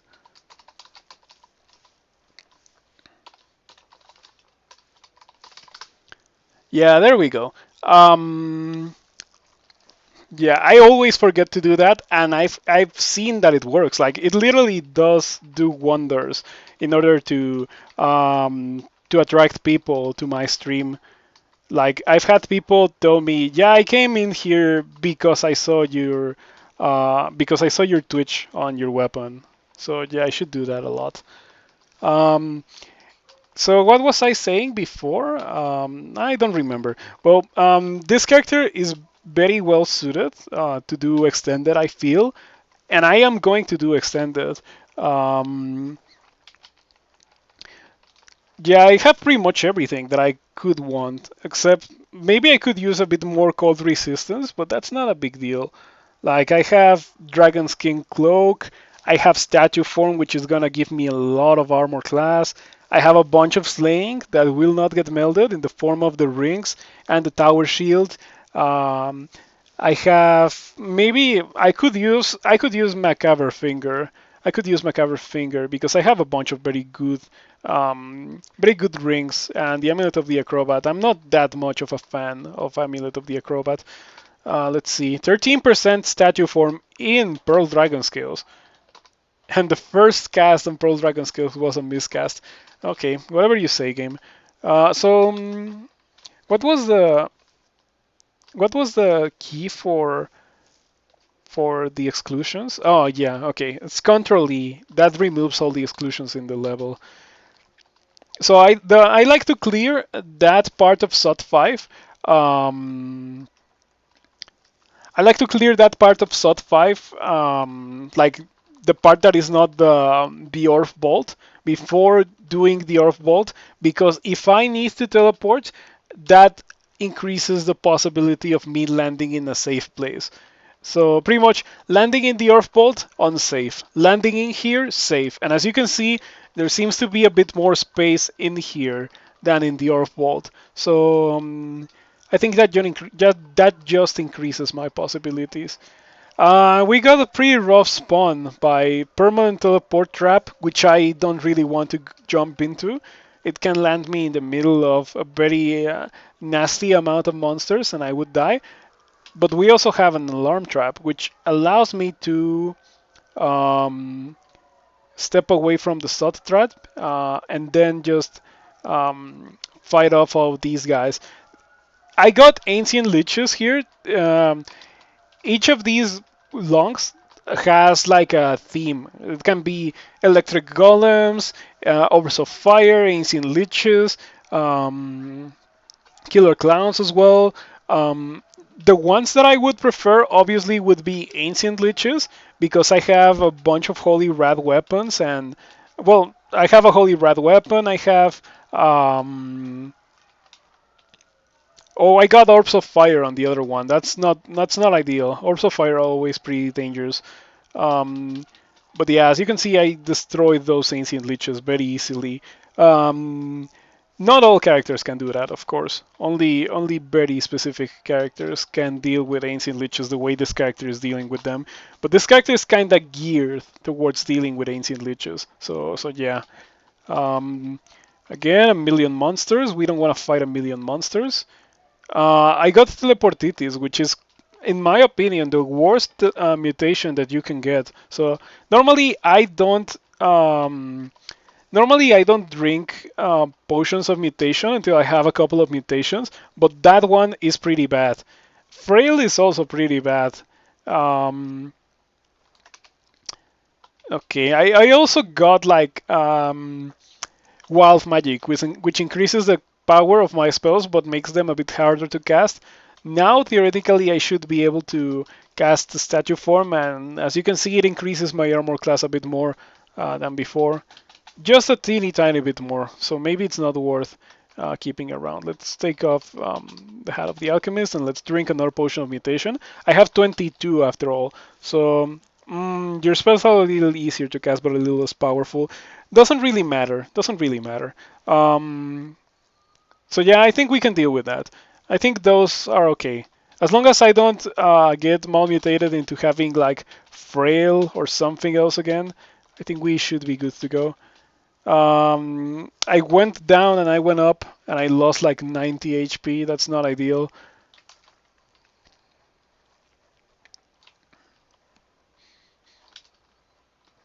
Okay, we're gonna dig a hole here because I need a corridor so I can fight these things one on one.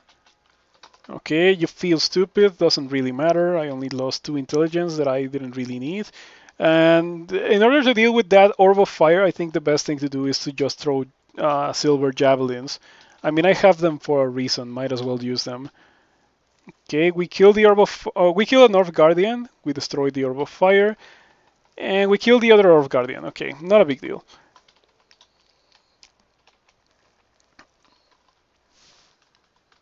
Both sides are terrible. Wow.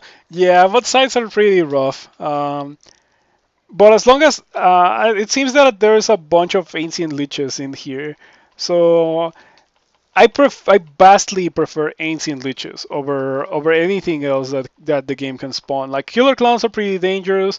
Orbs of fire are also pretty dangerous. Jumping in that alarm trap was actually pretty good because fighting the things that are inside the bolt outside the bolt is a lot better. It's much easier to run away. It's much easier to maneuver the things into a position when it's where it's favorable for you to fight them. Like I have the stairs right here. I can go upstairs and fight them in a corridor. It's so much better. So getting an alarm trap in SOT 5 is actually a pretty good thing if you use it properly. That's something that I haven't seen a lot of people do, and it's something that I personally really like to do. Then again, you can also like step in an alarm trap while not planning around it, and that can get you killed very easily. But but yeah, with proper planning, an alarm trap is a very useful tool in this particular level. Okay, so I'm done with that. So let's get out of there. Let's rest to full HP, and let's go back in, I guess. So the killer clown makes me scared. I'm still standing on the stairs, but yeah, standing on the stairs or not, it's still a pretty dangerous monster. Okay, a bunch of Dracs. They kinda hurt, but not that much. And we kill a killer clown that made me muted. Doesn't really matter because it's very fortunate that this character found that super early gold dragon skills. That has allowed me but not gold, but pearl. Super early pearl dragon skills has allowed me to get away with actually fighting in Ogre form without going into statue form. Um, had I not found that piece of armor, I would have rushed statue form. Like, I think I found a statue form book in what's it called, in a bazaar, and I didn't buy it. And if because I already had Pearl Dragon skills. So worst case scenario, I still had some defenses. Um, okay, let's see. What do you have? You have Acid, Petrify, Crystal Spear, and Haste.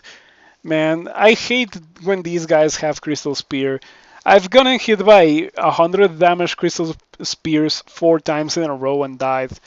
So yeah, hopefully that doesn't happen again. I don't think it will happen because I deal a lot of damage to this guy. The Crystal Spear hits you for 23. That's what I wanted to see.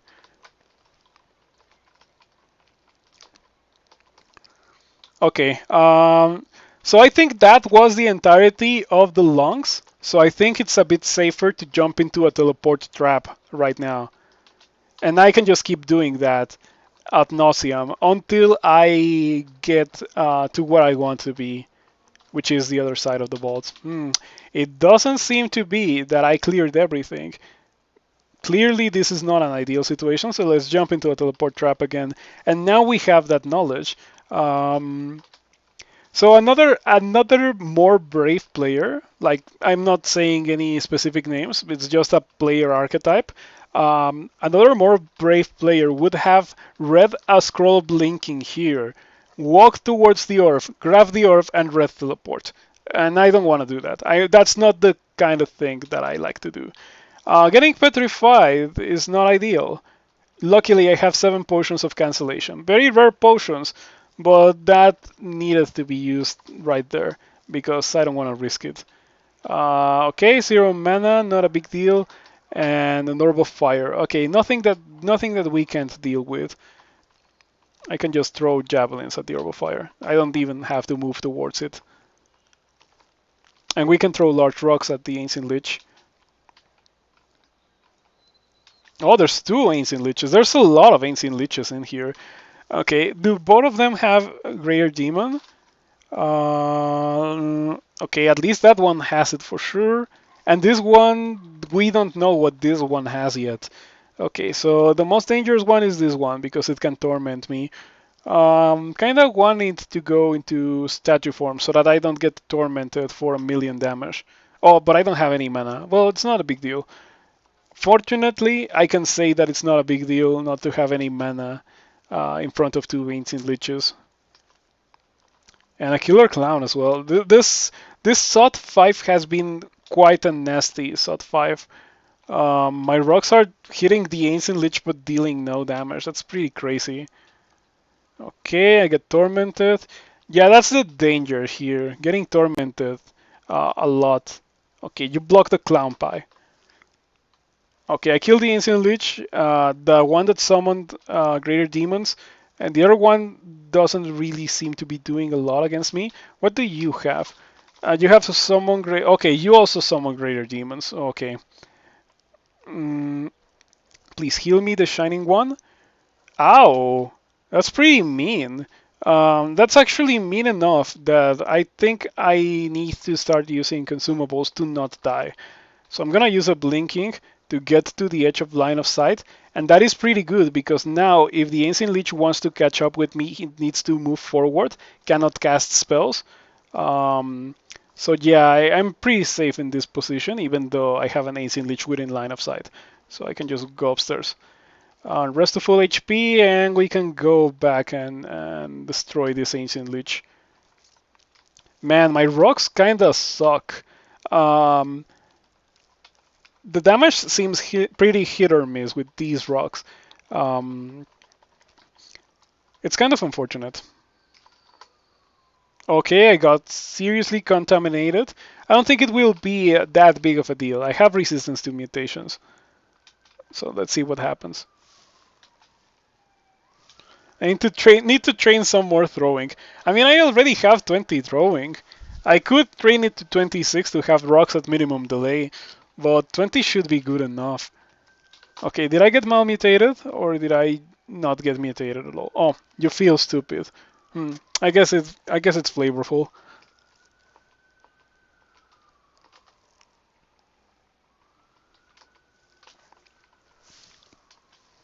Control Blink works in SOT again. Yeah, when they remove Control Blink the spell, or I don't know when, but now you can Control Blink in SOT, but you cannot do it infinitely, of course, because the Control Blink spell is gone. So you can pretty much do it, but very sporadically. That's what it's like nowadays. So that got pretty scary. I decided to jump into a teleport trap, and it landed me in a very good spot. I'm glad for that because that would have been a very nasty way to die with this character. And this game is just throwing ancient liches and orbs of fire left and right. Um, as long as they are alone, they are not a big deal. But if I fight even two ancient liches at the same time, if they are not next to me, they can be pretty nasty indeed. Okay, those silver javelins are doing some work against the orbs of fire. I'm very glad that I use them. More often than not, whenever I get silver javelins, I just don't use them. And this character was very well equipped to actually put them to use. Because this character doesn't have good skills when it comes to launchers. And in order for me to actually use a launcher that's worth anything, even looking past the awful -3 aptitude for a launcher, I would have to give away my shield. I would have to throw it away, and my shield has +4 slaying, so it's not a bad shield. Okay, contaminated again. I'm just gonna wait it out.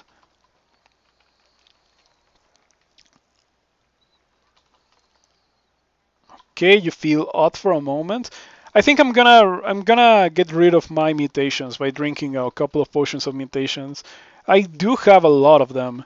Um, in the I got them from Psycho2B's Fleshworks. So yeah, I almost picked it up by accident. I'm glad I didn't pick it up, but I almost did.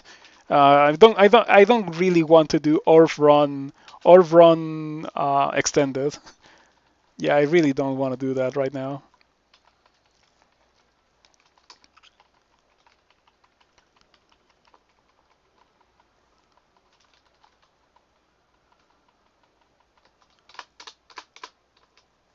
Okie dokie. So we are done with SOT 5 with relatively minimal damage dealt to this character.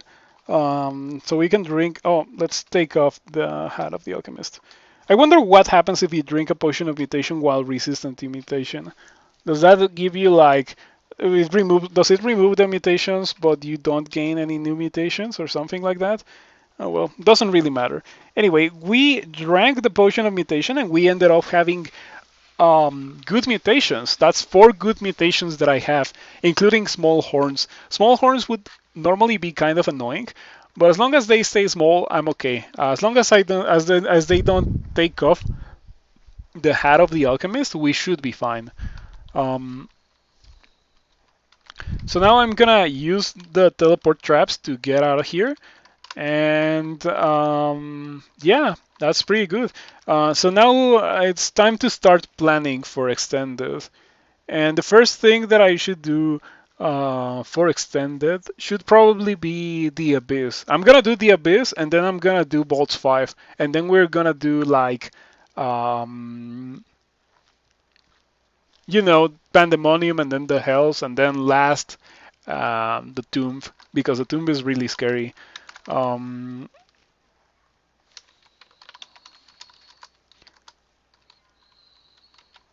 So let's see. Before jumping into the Abyss, I'm gonna drop a couple of things that I don't want to be carrying around in the Abyss. Silver javelins, because I'm guaranteed to lose them if I throw them in there, pretty much.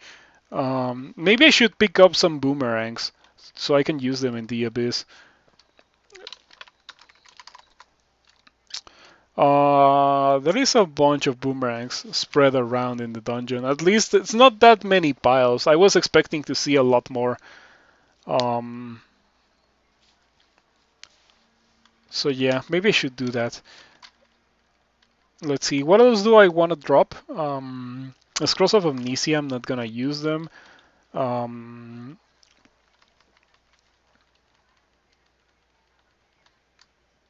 yeah, and maybe the Potions of Mutation as well. No, no, no, no, no, not yet, not yet.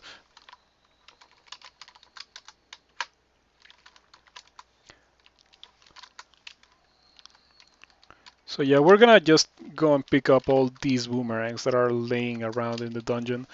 Um, Maybe I should have done that to begin with. It makes it a bit more easy to manage like my throwables, so that I don't have to worry about throwing my javelins on top of lava or deep water or something like that. If I can just throw around my boomerangs. Okay, where's the boomerangs? Okay. So yeah, and I also get like 16 silver boomerangs. Those are also going to be pretty good for the abyss. Um, because a bunch of things in the abyss are affected by silver.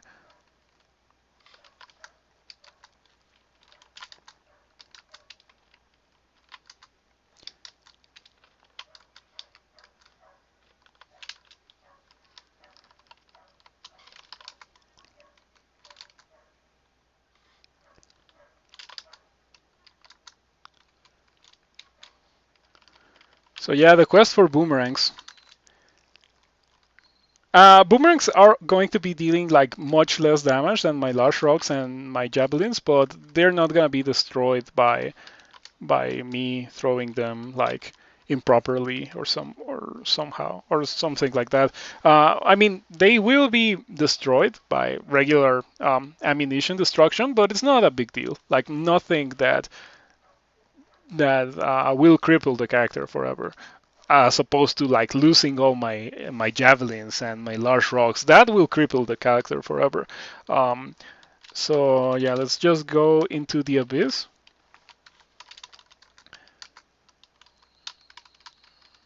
Let's drop the javelins, the cuirass, the large rocks, and the silver javelins. The nets I'm gonna carry around because they may be necessary.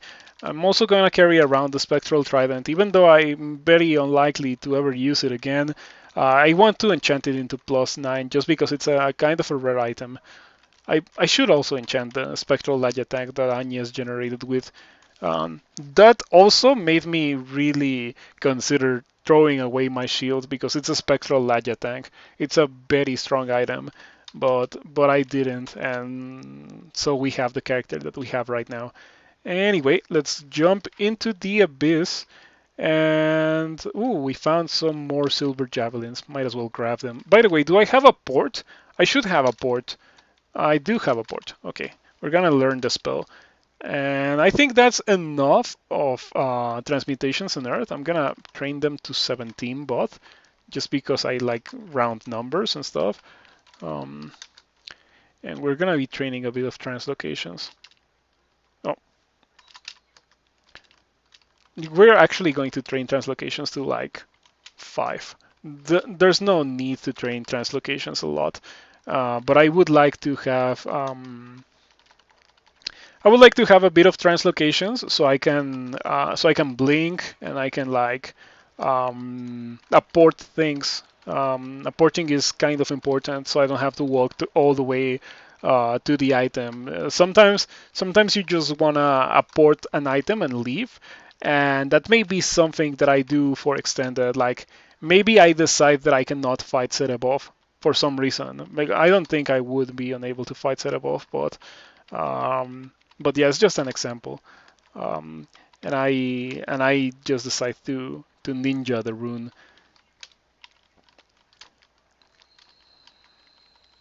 Okay, so another nice benefit that statue form has over your regular fleshy form is that you cannot be made sick.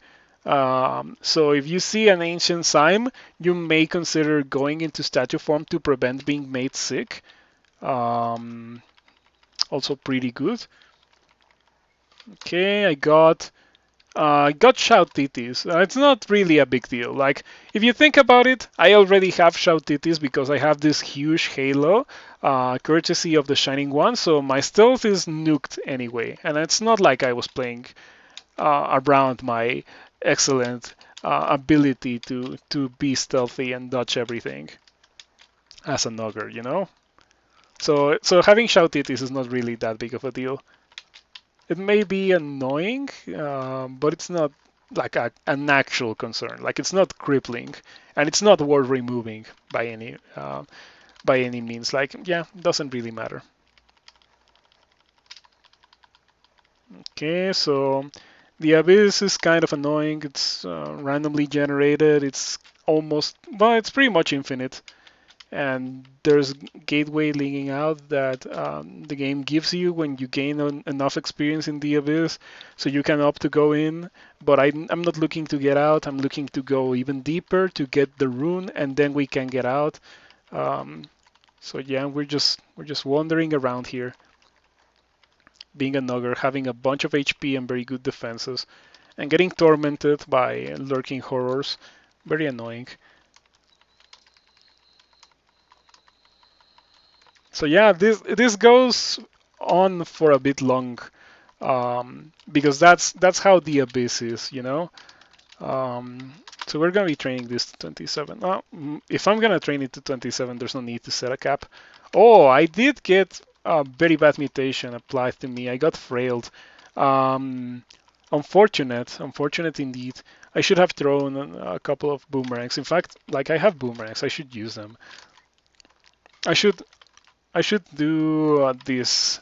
I'm gonna do a little macro thing here. We have we have this key, which is what the game sees when you press Shift Tab, and Shift Tab auto throws, right? So I'm gonna macro this to Shift Tab so I can shift tab without having to press shift tab. So I just have to press that button instead of shift tab. Oh yeah, now my quality of life improved quite a bit. I'm pretty glad that I did that, and I should have done that a bit earlier. Deeper. I thought it said leading out of the abyss, but no, it's a gateway leading deeper into the abyss. Hello, Sato Mori. Good to see you around. Thank you for stopping by and thank you for the continued support for these 4 months. That's pretty crazy. Um, okay, we found a gateway leading deeper into the abyss. And let's see, what else do we have? So yeah, this guy is going for 15 runes. Um, oh, I guess my apport is weak and it doesn't apport me, or it doesn't apport as strong as it should. Yeah, I should probably train up a bit more of that. That's a good ring. That's a good ring. It gives me some properties that I want, or that I would have wanted before getting the Heart of the Alchemist and statue form. Right now, it doesn't really matter. Oh yeah, I can just. Oh, Hell Sentinel. Okay, this is an extended monster. It's a pretty dangerous monster. Has a bunch of HP, a ton of armor class, doesn't really evade, and it's immune to magic. It's also pretty much omni resistant. Yeah, I'm using boomerangs because I'm using throwing, and I'm in the abyss, and I didn't wanna like stop and pick up all my throwables every time I throw something in the abyss. So I decided to just go for boomerangs, at least for the abyss, because if I lose all my boomerangs, it's not a big deal. But if I lose all my javelins and all my rocks, then it's a big deal. So I specifically went out of my way to pick them all up before going in here. So we're gonna poke this guy with my Trishula of Holy Wrath, and even though it has a bunch of HP and a bunch of armor class, I still destroy it because that's how good a Trishula is. Um, so yeah, we're doing quite well. Now it's just a matter of finding the rune and getting out of here. And after that, I think we might be ready to do Bolts 5. Yeah, it's funny how I haven't done Bolts 5 yet, but I'm here doing the Abyss and oh, nice, nice. Um, did I? Is that a thing? No, I didn't do that intentionally, did I? Well, it doesn't really matter. I should be able to survive Abyss 4, but Abyss 5 may be a bit too much for this character. Like, Abyss 5 is pretty much too much for everything. This looks like a bolt. Oh yeah, this is absolutely a bolt. So yeah, I see a bunch of Etins with chaos weapons. Um, I should probably pick one up just as a souvenir because the giant spiked club of chaos, it's not really a common item, and I can use it. So theoretically, I could use it. So yeah, this bolt is obviously pretty nasty because you're in a corridor and you see a bunch of Etins with giant spiked clubs of chaos and distortion, and they're always within melee range. So yeah, that's obviously not a nice thing. Um, at least my defenses are really good. And man, there was also a Silent Spectre, so that was a pretty nasty room bolt. But yeah, that totally smelled like a room bolt.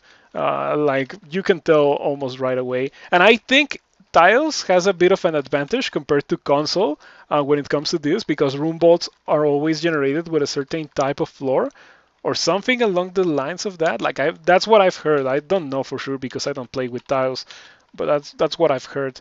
All console players have to rely on actually like a bit of spoilers and a bit of previous experience, of knowing how a bolt looks like. Okay, so now that we got the rune, I can just get out. I'm just waiting for the game to throw a portal out at me or something. or hopefully like I find one, or yeah, there we go, a gateway leading out of the abyss. That's exactly what I wanted to see. So goodbye, regular boomerangs. I'm gonna carry around the silver boomerangs because you never know. I'm gonna drink a potion of mutation. Let me take off the head of the alchemist so I can actually mutate myself. We got stat rod, fire resistance. Fire resistance is huge. That means that I can take off that ring that I had on only for the fire resistance. Also, regeneration is pretty good. Magic resistance is also pretty fantastic. That means that I can take off the yeah, I can take off that ring that contaminates me when I take it off. That's pretty much what I mean. It's pretty good because it's gonna give me 4 extra strength, and it frees up the ring slot for something else. I don't really mind losing 1 pip of fire resistance, at least not for now. When it comes to like doing the Pandemonium Lords and the Hell Lords, it's gonna be important to have 3 pips of the appropriate resistance, but for now it's not a big deal. So let's take that off. It's gonna mutate me, or rather, it's gonna give me a bunch of contamination. I'm gonna have to like drink a potion of cancellation, quite probably, to get rid of it before it mutates me. So yeah, let's do that right now. Goodbye, ring. Yep. Okay, and let's ring cancellation. And now I'm not gonna be mutated by that. Let's put on the Heart of the Alchemist.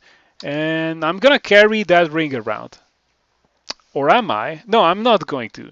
I'm not going to. I don't think I'm ever going to put that ring on again because I have something that's a bit better in the form of this ring that gives me -2 strength and fire resistance. I guess that ring is also not as good as just a regular ring of fire resistance.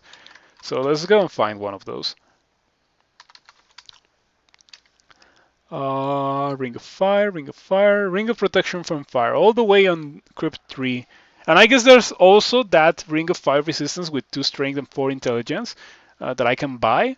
I guess that's fine. I guess that's a pretty decent ring. But I had better rings. I had a ring that I wanted to use. I remember the ring slot was very contested. Oh wait, I'm pretty sure it was an artifact. Come on.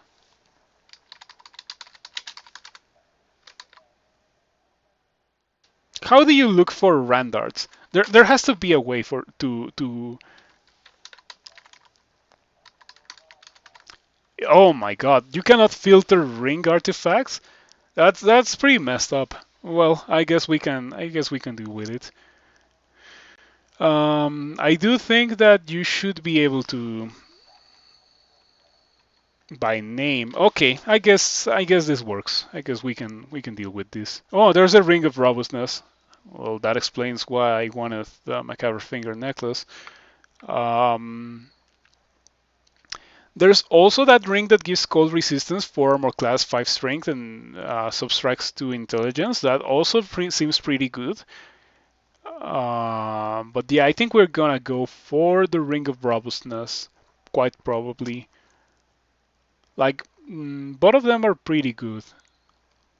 I think I'm gonna buy both of them because I mean I have a lot of money and it's not like I'm gonna be needing money for the rest of the game, so we can just buy both of these. They're bought in the same place. That's pretty convenient. Okay, let's take the chance and also go and buy, or well, not buy, but get that ring of fire resistance and 3 intelligence, and after that we are ready to jump into the pandemonium, I think. Um, yeah, we're definitely ready to jump into the pandemonium after that. Um, let's put on one of my rings. For now, I'm gonna put on the ring of robustness, but the rest of the rings I'm gonna carry around in case I need them. Um,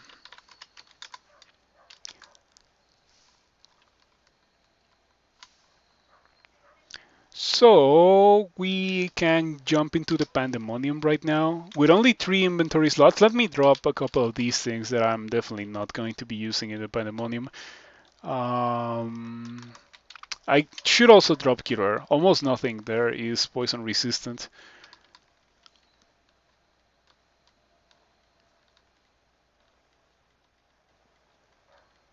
Let's also drop. No, let's not drop Brilliance. Like, Brilliance is such a minor buff, but it can be useful.